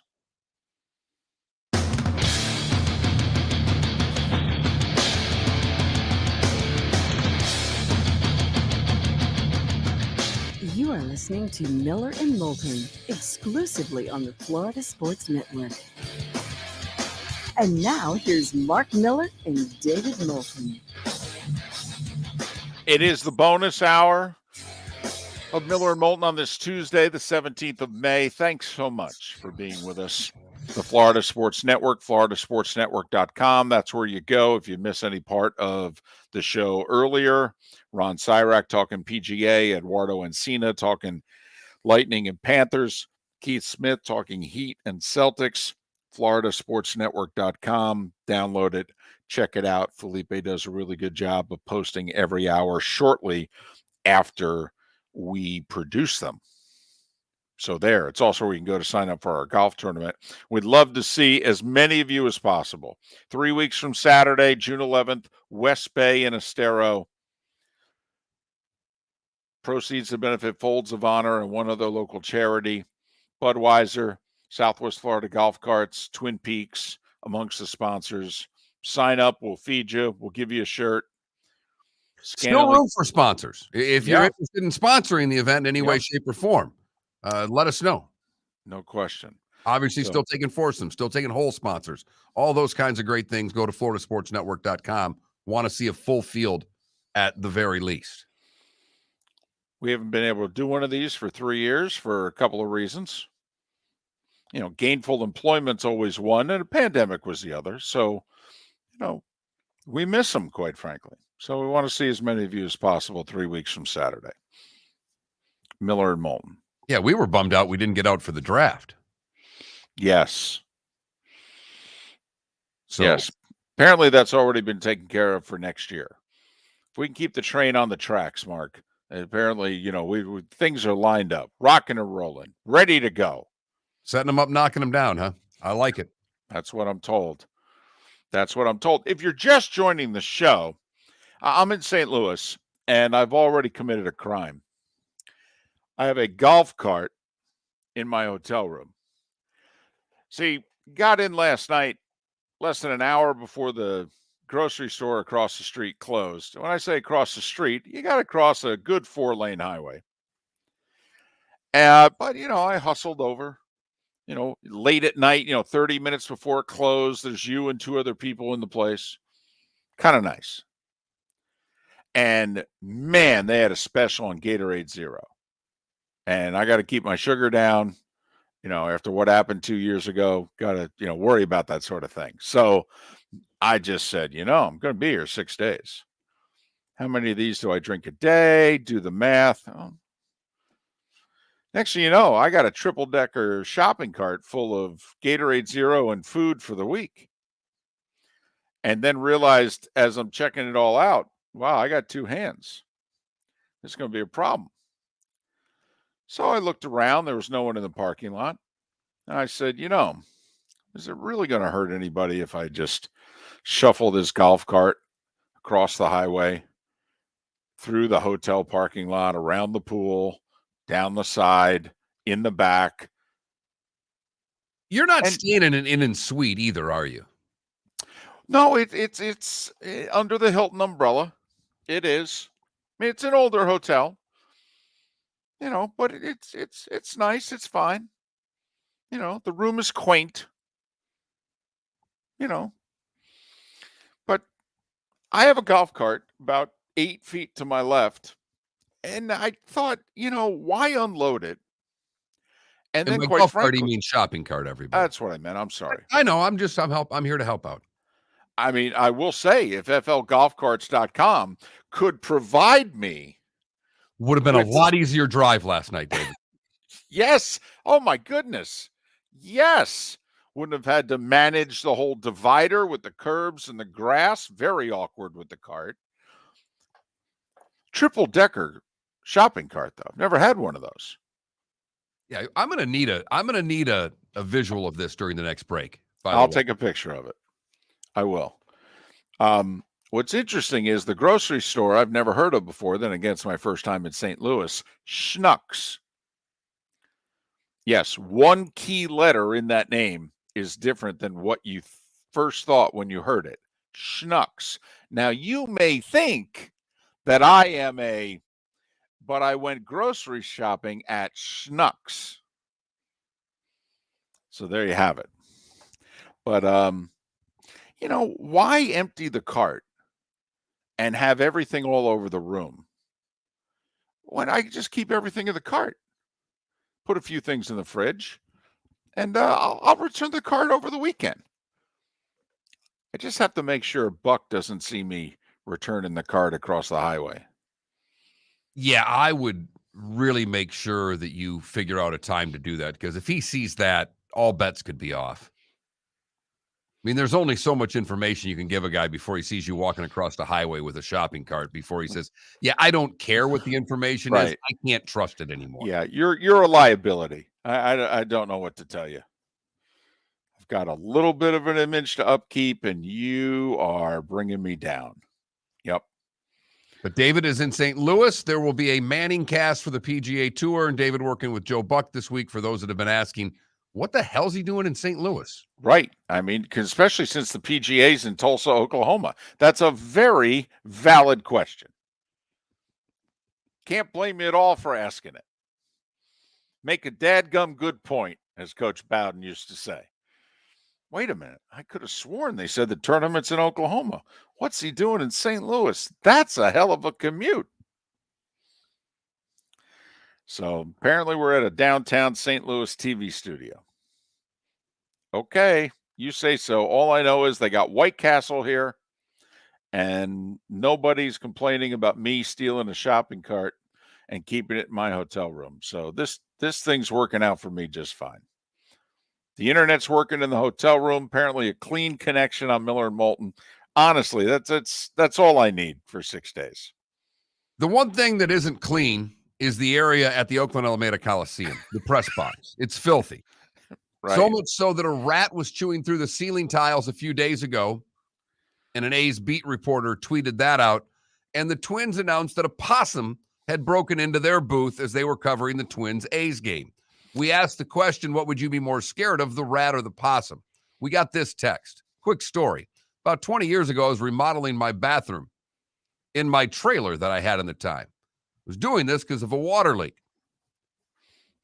I found a family of possums living under the soft floor. They started to break through the soft floor and getting inside my bathroom. I got my .22 rifle and took care of them. They are very mean. I ended up having to replumb my entire bathroom. Well, yeah, because apparently you were shooting holes through the floor. By the way, 31-38, your attendance at the Twins A's game at the Oakland Alameda Coliseum. Mark, I got to be honest. If we lived and worked out there, I might be going to all of these games. In fact, I may want to find a way, could we do something live during the evening? Can we just go from fan to fan? Hey, how are you? What's your name? Where are you from? What are you doing here? I mean, honestly, it's a Monday night. You couldn't think of any place else to be but here? Have you seen a possum? Okay. We can just go up the elevator, although actually I don't trust it. We'll take the stairs. I could show you one. Varmints or people? What do you think there's more of last night varmints in the Oakland Alameda Coliseum? I don't think it's close. There are more four-legged creatures and 6- and 8-legged creatures than there are two-legged creatures at their games every night. There's got to be 200 cats that just roam around inside that building. Oh, have to be. Have to be. I'm surprised that more of them don't make their way onto the field. There's no food on the field, David. I understand. But, the bright lights, figure it might attract them. So we play guess the attendance for a Tuesday night in Oakland tonight. You put the attendance in the 4,000 plus range yesterday. Yeah, 31-38 yesterday. I can't imagine. 42.50 is my over-under. Oh, under. I can't believe the first digits of 4. This is a major league franchise, ladies and gentlemen. That's the other thing that we've joked in past years about the Marlins and or Rays should play Monday through Thursday games at Hammond Stadium. Well, when it was called Hammond Stadium. All right. And that they would do better attendance-wise. The A's have got to be in that area, right? I mean, you sure you couldn't play your game somewhere else? There's not a minor league team within an hour you couldn't draw more people at? I don't think they could either, though, because this is a situation where the fans have revolted against an organization. It doesn't matter where they go in a 100-mile region, that they are disliked that much everywhere there. And besides the fact, David, once they move out of Oakland, they've lost all their fans because once you get outside of Oakland, you're in Giants country. Yeah, no, that's true. That's true. But 31-38 for the A's last night against the Twins. Mark's putting the over-under in the 4,000s. I got to be honest, I'd even be willing to go under 3,800. Major League Baseball, by the way. Unreal. Meanwhile, we've got 2 great series in our state that we can follow. Lightning and Panthers. Will Florida be the team to end? Do you consider back-to-back a dynasty, by the way? If the Lightning go out here this round or in the conference final and they don't win one of the next 2 cups, do you consider it a dynasty? No, I was immediately had my answer. If they lose to Florida and were to win a cup in one of the next 2 years and you get 3 out of 5, that's a dynasty in today's world. So like what the Blackhawks did, they won in 2010, 2013, 15, 3 out of 6. You'd be willing to... Pretty close right there. The Warriors, 3 out of 4. Yes. Okay. So the Lightning, not yet a dynasty. Fair enough. No, remember, they got beaten in the first round the year before that. It wasn't like they made a cup run, lost, won back-to-back cups. They got bounced in the first round, swept in the first round.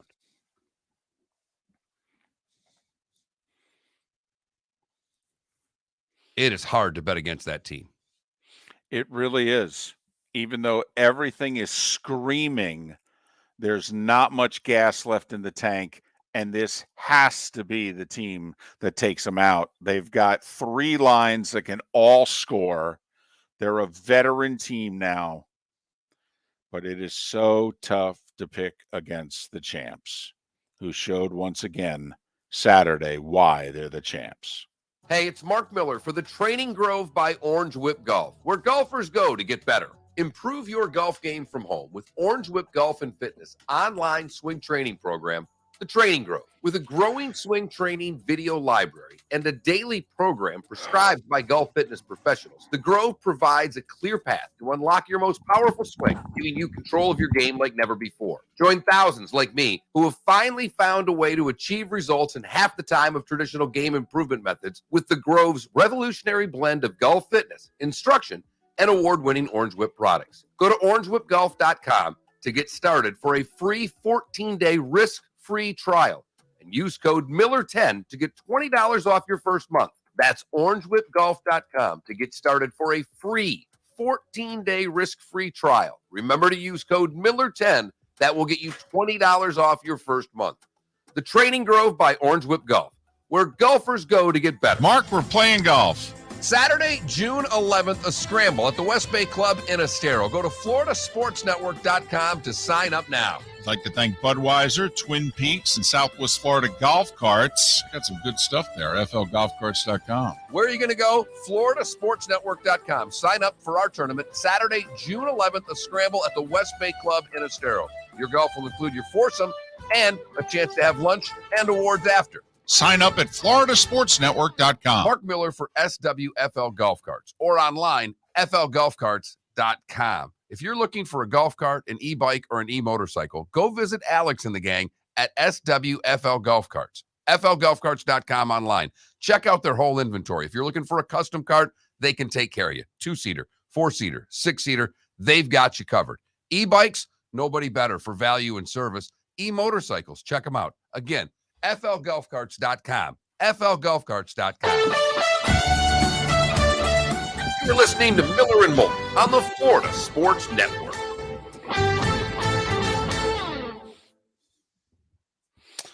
Yeah, the interference penalty was blatant. I mean, it was just a blatant pick. And the official did not hesitate to call it. I mean, the puck, you could hear him blow the whistle as the puck is being shot. He was calling that penalty. And I believe that is, someone said it's Chinooks.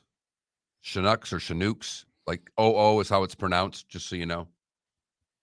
Oh, Chinooks? Chinooks is how it's pronounced. So not Schnucks. Right. Chinooks. Just okay. In case you go back to it. Thank you. Was just curious. I have a Mighty Muscle story here for the local hour. Fantastic. There's a church night. My wife's demanding I go after I've put a self-imposed ban on all games. Love it. Absolutely. I thought you would. I just didn't know if you want, between that and the Newfie, we might have a little fun local here. Right. In fact, I'm going to look up right now Expedia, Reading, Newfoundland. Do RSW to Newfoundland. Here, I'll RSW to New. I could be wrong, but there's like hooks on that cart. Yeah, for your bags. Interesting. You can get to St. John's for $7.55. It's a 9-hour and 15-minute flight.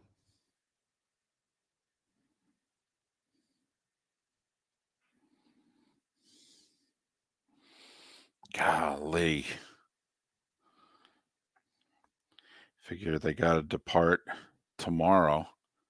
Well, right? I'm looking at a flight tomorrow, or today leaves at 2 on Air Canada, leaves at 2:40 p.m. It gets you in at 1:25 in the morning. One stop, probably in Toronto. God, I wish I was broadcasting these games.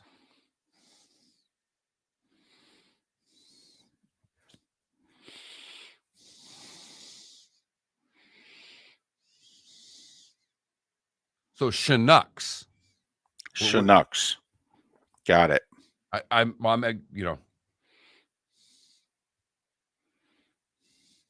or Chinooks.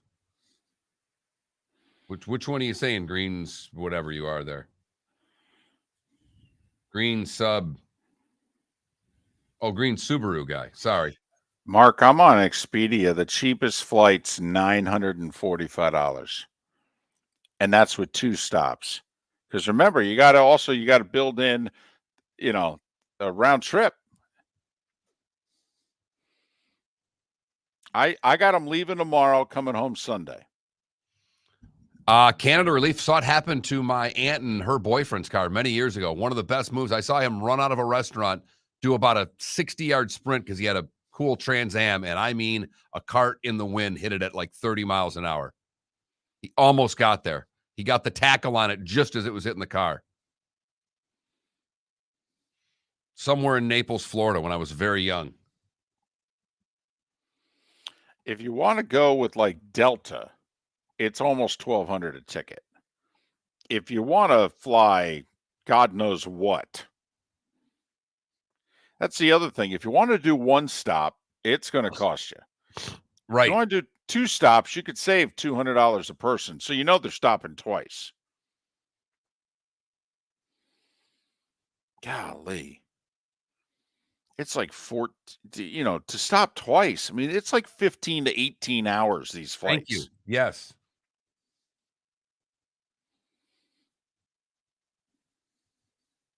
Golly.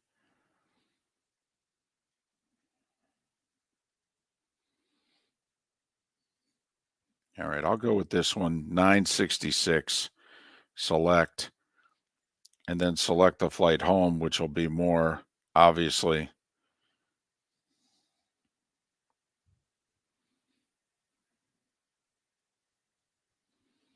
Man, you either have to fly out at 5:45 or 6 a.m. Those are your only options. 15 seconds.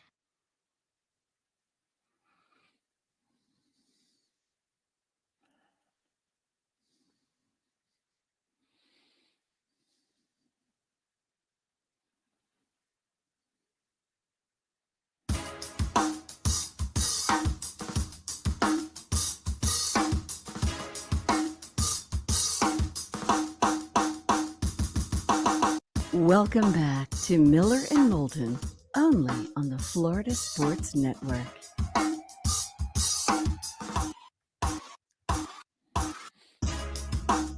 $21 past the hour. Miller and Moulton, the Florida Sports Network. Thanks so much for being with us. Really appreciate it. Good, bad, and ugly. What's on tap? Today was the day when. You know, that's all coming up. That's how we do things. I have a big dilemma, David. Uh-oh. Anybody who has listened now that we're in the local hour, if you've joined us from parts unknown for the local hour, I will explain. But our minor league baseball team here for many years was named the Miracle. They switched their name to the Mighty Muscles. They found a company in California to help them out with their logo, and Californians seem to know a lot about what is big in Southwest Florida, like mussels, of which we have none. So I thought it was arguably one of the worst names in the history of professional sports. Yes, and you made that a point abundantly clear on more than one occasion. And I don't like the logo. The logo looks like a part of the female anatomy. Okay, all right. I have many people who backed me on that. I'm not going any further than that. So I, at that point, boycotted this team. I said I would never go to a game. Right. It happened last night. Never expected it to happen, but last night it happened. I beg your pardon? Well, my wife and my daughter, both very active in the church, and my wife teaches the catechism stuff. My daughter's going to catechism, and they have all these different, the crux of all minor league sports, at least is one, if not two church nights a year. I mean, it's the biggest group seller. If you're working in minor league sports, you put together a good church night, you can put 3,000-4,000 extra people in the stands without a problem if done right. Well, and you do the 1:10 or 11 a.m. game in which you make it like a kid's day. You know, the Blades, it did that. There's a bunch of screaming kids. The Mighty Muscles do it where they have the slide in the water and all that. Right. And that's just But the church nights, you get them drinking beer too, because you get the mom and dad going with them. And then you throw in a little Christian concert after it, and you got the whole thing going on. Right. So the wife says, hey, we got invited to go to the Mighty Muscles game with such and such and such and such. Huh? The what? Did you tell me you didn't just immediately go, honey, I boycotted them? Yes. As a matter of fact, I looked at her and I said, I will do anything for you and for our daughter. But this goes against everything that I stand for as a human being.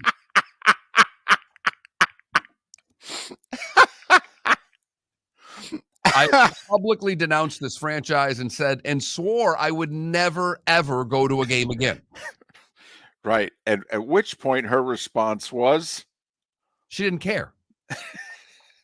She cared nothing about my personal pride, me resting on my laurels, whatever it is whatever phrase you want to pick here, David. Integrity. Okay, this is a matter of your integrity. Doesn't my word mean anything to you? Not a damn thing, apparently, David. My integrity means nothing. You know what I was basically told? Suck it up, Buttercup. You're going to a baseball game. So when is this? I have no idea. Whenever I think it's in June, I believe.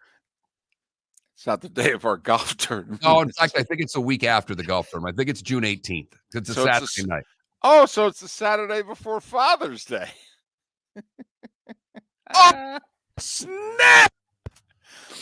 She can't make me do this on Father's Day weekend, can she? Well, not only that, that's U.S. Open weekend. Where's the Open this year? I don't think it's a West Coast one, is it? No. Brookline. Oh, no, it's in Massachusetts this year. So the golf should be done. Well, you're going to have to walk. Because we got an early start because. Right. No, you're going to miss You're going to miss a good couple hours of that round 3 of the U.S. Open. Well, and Mark, you do know it's going to get worse. They're going to get there, and what are they going to want to do? Buy merchandise. Well, that won't happen. That I can assure you. Okay. All right. Yep. I'm laying the gauntlet right now. Right. I say no to her all the time. Right. That's the difference between you and I as parents and a lot of other people. I have no issue looking my daughter dead in the eye at Disney World and saying, no, you can't have that. It costs too much money. Okay, here's the problem. Remember, you're not going just the 3 of you. You're going with another couple, right? Yeah. And, well, what if someone else there, sees the colors and they like it, and then your daughter likes it? And so, wait, think about it. There's a chance other couple, they are going to buy a piece of merchandise for their kids, and you're going to be the ogre and go, sorry, honey, you don't get a hat. She can't wear that logo on her person anywhere. Okay. Won't happen. I'd be willing to bet you anything that you'd care to bet that she will not get any merchandise at that game. Okay. So you've never had the maneuver where you say no and wife takes the 20 out and hands it to the daughter and says, honey, get whatever you want. I'd leave. Remember, I'd throw her the keys and I'd say, I'm getting an Uber. I'll see you when you get home.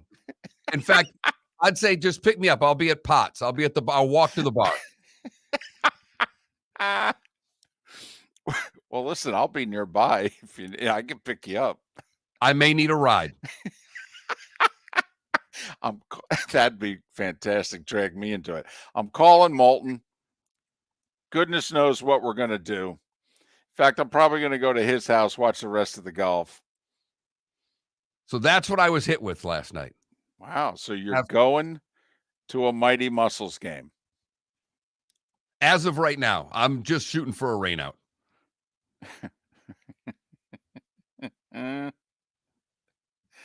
Oh, God does work in mysterious ways. Ain't it the truth? Of course, it's church night that night. Not only is it U.S. Open, by the way, apparently it's a NASCAR night, and you've become a NASCAR fan. Well, there's no doubt there. Now, and I think I have the date right. I thought that's what she told me. Trust me, there was a lot swimming around in this big melon, David, when I was told minor league baseball game, family night, I need to go. Well, last night was not a good night for the Blades, at least not for their president and general manager, Craig Brush. Because I don't think they care who they were playing in terms of the quality of opponent. Everybody this time of year, they've all loaded up on what have you. They all got good teams. But the Blades, it turns out, are going to play Newfoundland in the conference final instead of Reading. If you're not familiar geographically, the one team is in Canada. The other team is in southeastern Pennsylvania. And by Canada, we mean barely in Canada. Pretty close to Greenland.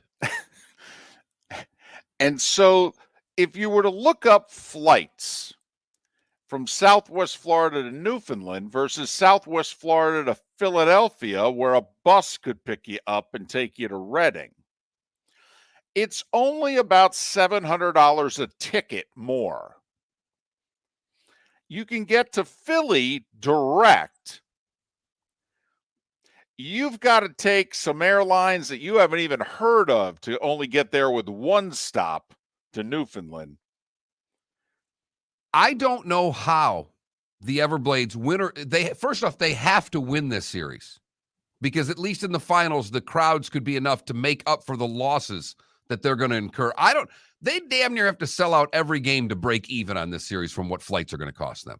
It was a very costly win for the Blades last night by Newfoundland over Reading. And Reading was up 3-1 in the series, number one. And number two, they had games 6 and 7 at home. Come on, guys. Maybe they were paid off. These playoffs can be very costly to minor league teams, David. Man, oh man. Southwest Florida to Newfoundland. Hello. That is absolutely something. It's a quick $1,000 a ticket. And that's if you take the cheapest flights at the worst times available. And on an airline you've never heard of. Miller and Moulton, the Florida Sports Network. Hey, it's Mark Miller for the Training Grove by Orange Whip Golf, where golfers go to get better. Improve your golf game from home with Orange Whip Golf and Fitness online swing training program, the Training Grove. With a growing swing training video library and a daily program prescribed by golf fitness professionals, the Grove provides a clear path to unlock your most powerful swing, giving you control of your game like never before. Join thousands like me who have finally found a way to achieve results in half the time of traditional game improvement methods with the Grove's revolutionary blend of golf fitness, instruction, and award-winning Orange Whip products. Go to orangewhipgolf.com to get started for a free 14-day risk-free trial and use code Miller10 to get $20 off your first month. That's orangewhipgolf.com to get started for a free 14-day risk-free trial. Remember to use code Miller10. That will get you $20 off your first month. The Training Grove by Orange Whip Golf, where golfers go to get better. David Moulton for Napa Auto Parts, and Napa Filters. Insist on Napa filters for your vehicles, or if you're a do-it-yourselfer, only buy Napa filters. Napa has a filter for almost anything on earth that moves, whether it's motorcycles, foreign and domestic cars, vans, SUVs, earth-moving equipment. You get the idea. Napa Auto Parts, Napa filters. Insist on them for your vehicles, or if you're do-it-yourselfer, only buy Napa filters. Mark Miller for SWFL Golf Carts, or online, flgolfcarts.com. If you're looking for a golf cart, an e-bike, or an e-motorcycle, go visit Alex and the gang at SWFL Golf Carts. flgolfcarts.com online. Check out their whole inventory. If you're looking for a custom cart, they can take care of you. 2-seater, 4-seater, 6-seater, they've got you covered. E-bikes, nobody better for value and service. E-motorcycles, check them out. Again, flgolfcarts.com. flgolfcarts.com. You are listening to Miller and Moulton on the Florida Sports Network.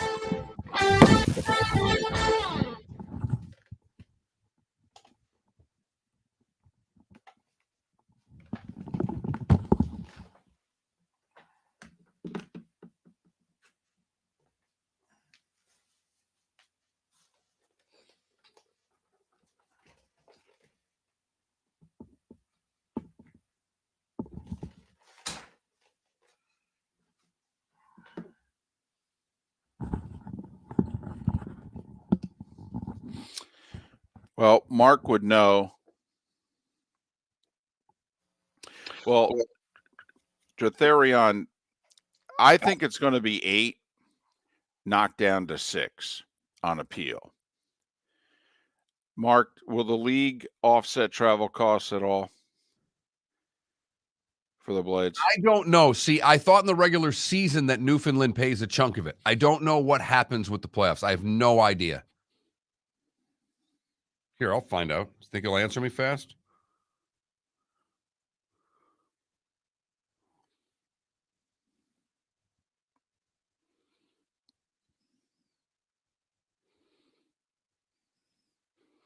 I don't know, Canada Relief. If I had to guess right now, I would say no.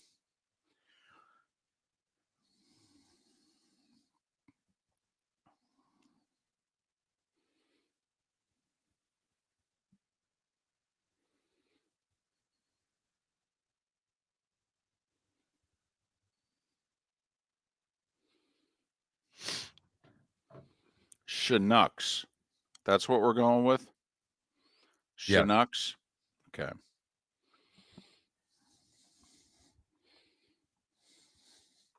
Are you going to do a rotisserie whole chicken this week? It's a possibility, but probably not. He says they do. They help? Yep.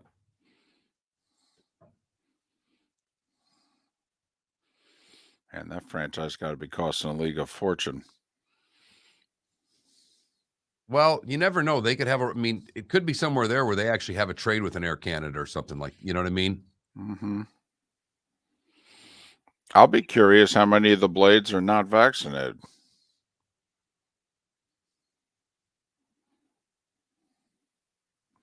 Will there be any players or staff who can't go?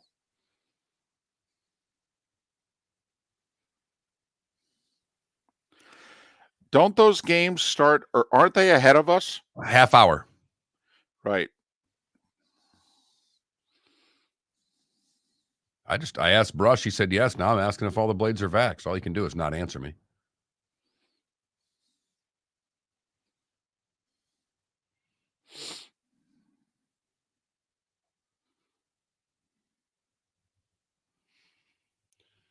I got to get some press passes. I'll start going to this crap now. Conference finals, hockey gets pretty good. Well, my guess is the Blades 3 home games will be a week from tomorrow, and then that Friday, the Wednesday, Friday, Saturday of next week is my guess.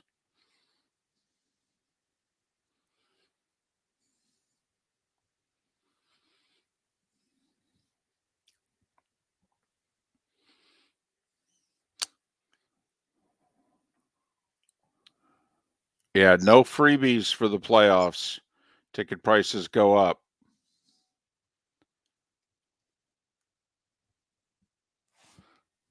So it is 25, 27, 28. Got it.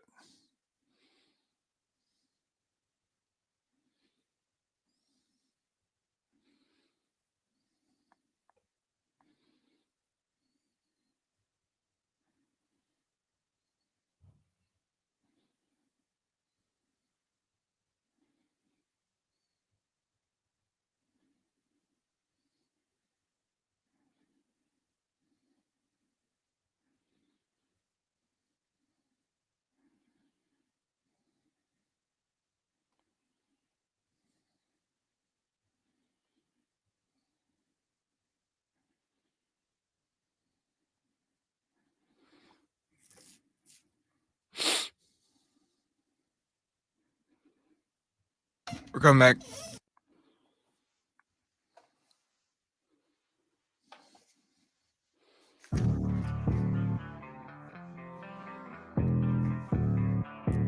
Thanks for listening. And now, more of Miller and Moulton on the Florida Sports Network.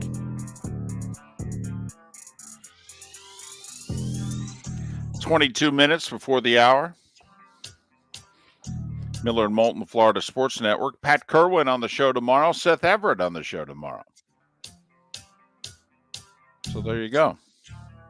A little something to look forward to. All right, let's do this. Leave it to the oldest guy in the show, and definitely the oldest soul, to live in the past. Here's David Moulton with Today Was the Day When... 230 years ago today. May 17th, 1792. 24 merchants in New York formed the New York Stock Exchange at 70 Wall Street. 230 years ago today. 1884, Alaska becomes a U.S. territory. Mark, on this day in 1915, the Cubs' George Zip Zabel. The Zipper. Correct. He comes into the game with 2 outs in the first as a reliever. He ends up getting the win as the Cubs, won 4-3 in 19 innings. That's right. He went 18 1/3 in relief.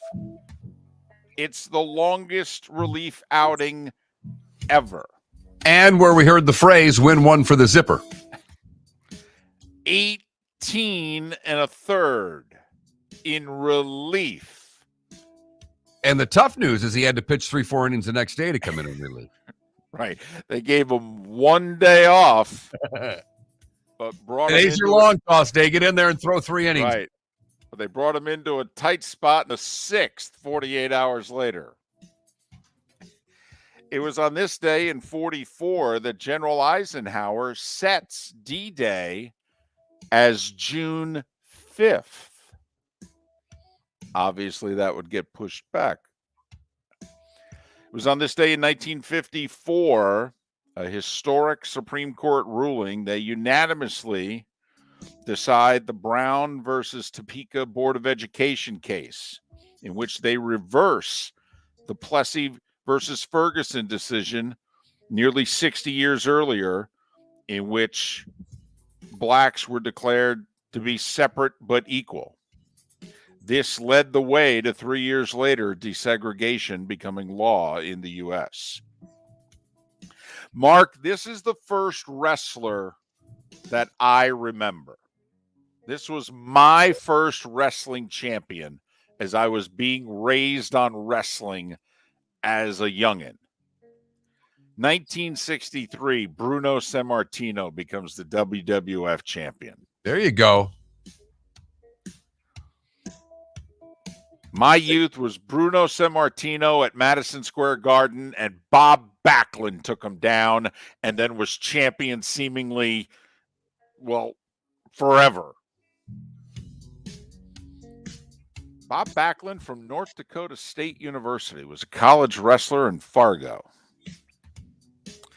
The very first Tim Hortons donut shop opened in Ontario today in 1964.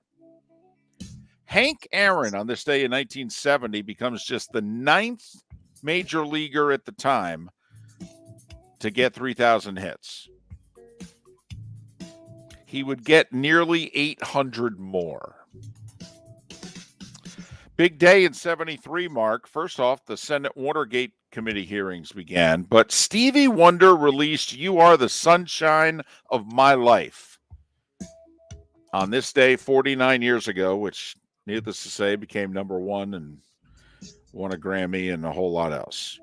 It was on this day in 1975 that NBC wrote a check for $5 million to purchase the right to show the movie Gone with the Wind once.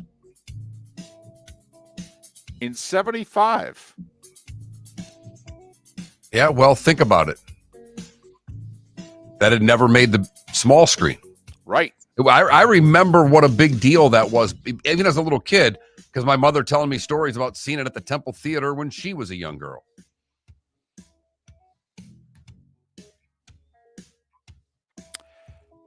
$1979.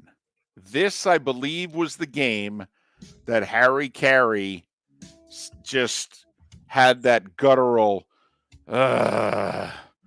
here comes that man again. Phillies 23, Phillies 23, Cubs 22.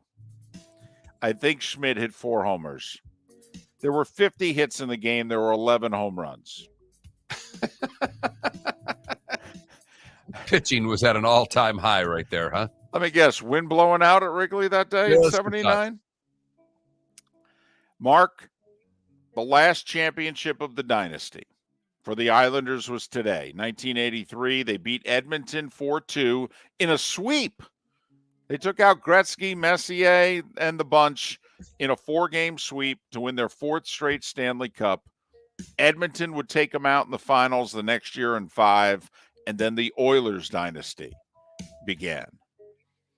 This was series number 16 in a row that the Islanders won, and they would win 3 more before getting knocked off. David Wells, perfect game.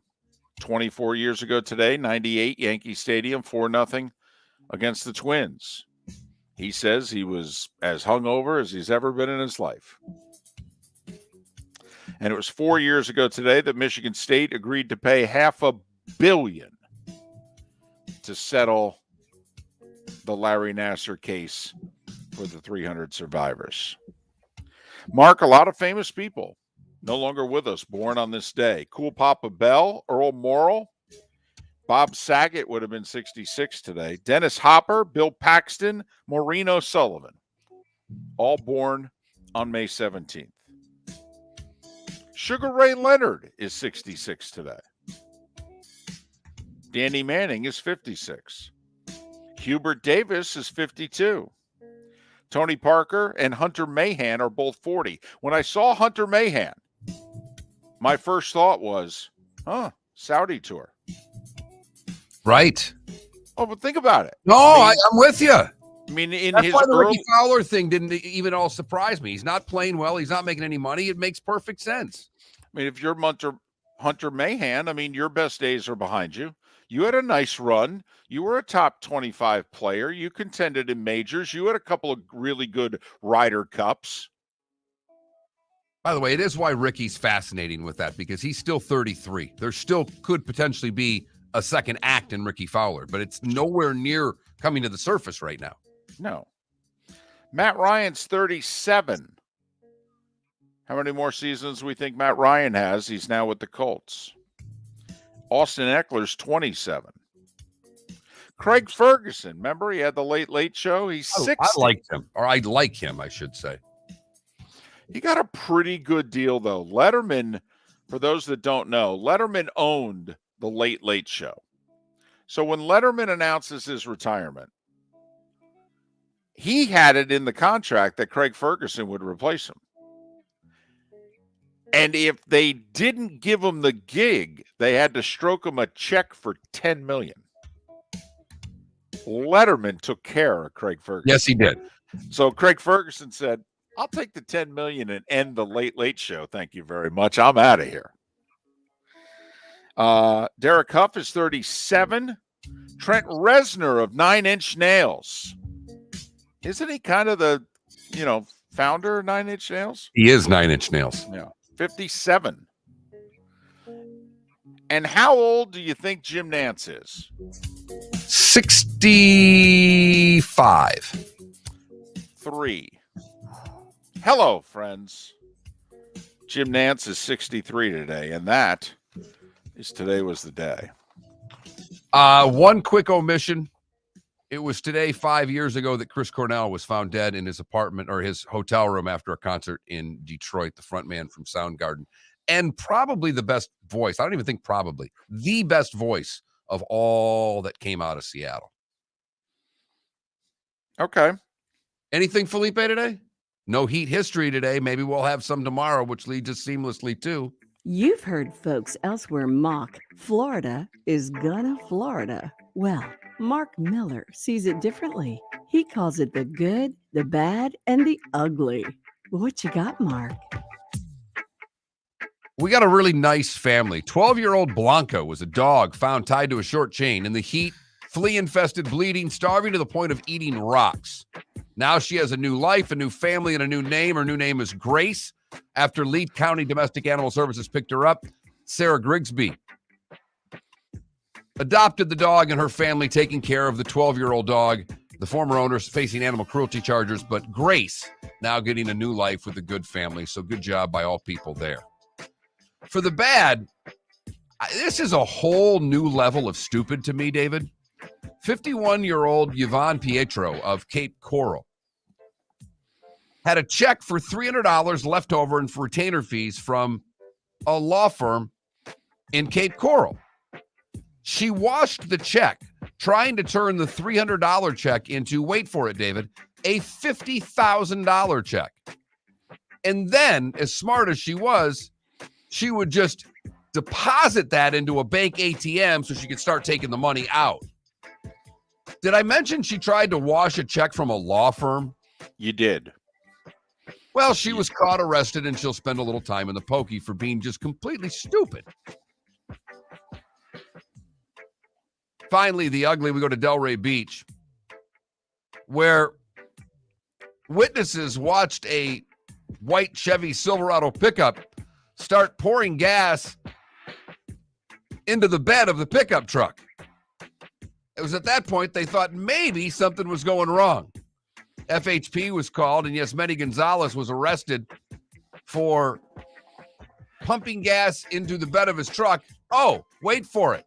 The truck wasn't his. It was a stolen truck, had a compartment to try to put gas in there. What the hell they were doing is beyond me. But that wins today's Good, Bad, and Ugly on May the 17th, 2022. I will say on a personal note, and I'll get a little selfish here, 2 years ago today, I got rushed to the hospital. that whole kidney cancer thing. Yeah, the 5 days of cancer. Right. Yes, it was a Sunday morning. We're not Right. joking. David checked into a hospital on a Sunday, was home on. No. I was in the hospital a good I'm 10 plus days, but yeah, but they, luckily for me, pretty significant surgery on Thursday, took out the kidney and all that and a few things around it, and knock on wood, they got all the cancer. Thank goodness. We joke because we can. That's really the only. I don't know what Right. else to do at that point. My wife still hates it when I say, honey, I had cancer for 5 days. Come on. Wasn't that big a deal? Don't know Right. why she hates it. It makes the story so much better. I know. Just about that. I mean, listen, Right. being married to me is not easy. Let's be honest. But I've seen the Christmas letters, David. So she's got a sense of humor about many things. That one she doesn't, though. The big C, she just doesn't have a sense of humor about. So, well, but maybe it's been she'll have one over a little C one day. right. Or a C note, maybe. Yeah, it's been quite a 2 years, though. Man, oh man, seems longer. You know what? I will agree with you. It definitely seems longer from where I sit as well. Well, we get going tonight once again. The Heat and the Celtics. The Heat are laying 2 points. No Lowry, no Smart. I do like the Heat tonight in game one, David. Smart's definitely out because I know he's hobbled with the foot. Is he definitely out, or is he going to try to play? I like the Heat tonight, though. I actually think the league did the Celtics a disservice. I mean, Game 7 late Sunday, and they got to come play a Game 1. I mean, maybe the Heat deserve it. They're the 1 seed and all that, but it's a quick turnaround. Hockey, Lightning and Panthers. Did you see? I mean, the Panthers are like minus 160. Correct. But how about the other one? I'll tell you right now, I'll take a flyer on the Blues. The Avs are minus 220. I love your bet, for the record. I mean, if I were to bet the game, I would do the exact same thing. I think both home teams, for what it's worth tonight, get it done. Both the Panthers and the Avs get it done. I think the Blues win tonight. Avs have been off a week. I think the Avs win the series in. I'll take the Avs in 6. They get it done on the road. David, I have been hemming and hawing at this the whole show. Give me the Champs in 6. I'll take Tampa Bay. Give me the Panthers in 7. It's going to be epic. My head says you're right. My heart just cannot bet against that goaltender. Got to put a stake in them. You got to put a stake in them. The Leafs didn't do it. And I think if this was a first-round series, I would be much more confident in the Lightning. I think the fact that the Panthers won a series will do wonders for them in this series. Well, and I think you and I are both thinking that the Lightning are not going to have Braden Point. Sorry. That looks like a significant injury. He's had hip problems and hip surgery before. I'm counting on no Braden Point or a shell of Braden Point. I'm counting on a lot of narcotics for Braden Point, and that he comes back by game 3-4 of the series, and that's going to be the difference. You could see a triumphant return in game 4 when they're down 2-1 and the place going bananas. Miller and Moulton, we hope you enjoyed the show today. We'll be back at it tomorrow morning, 6 a.m., right here on the Florida Sports Network. To John Smith subs and indulge in their overstuffed subs with the freshest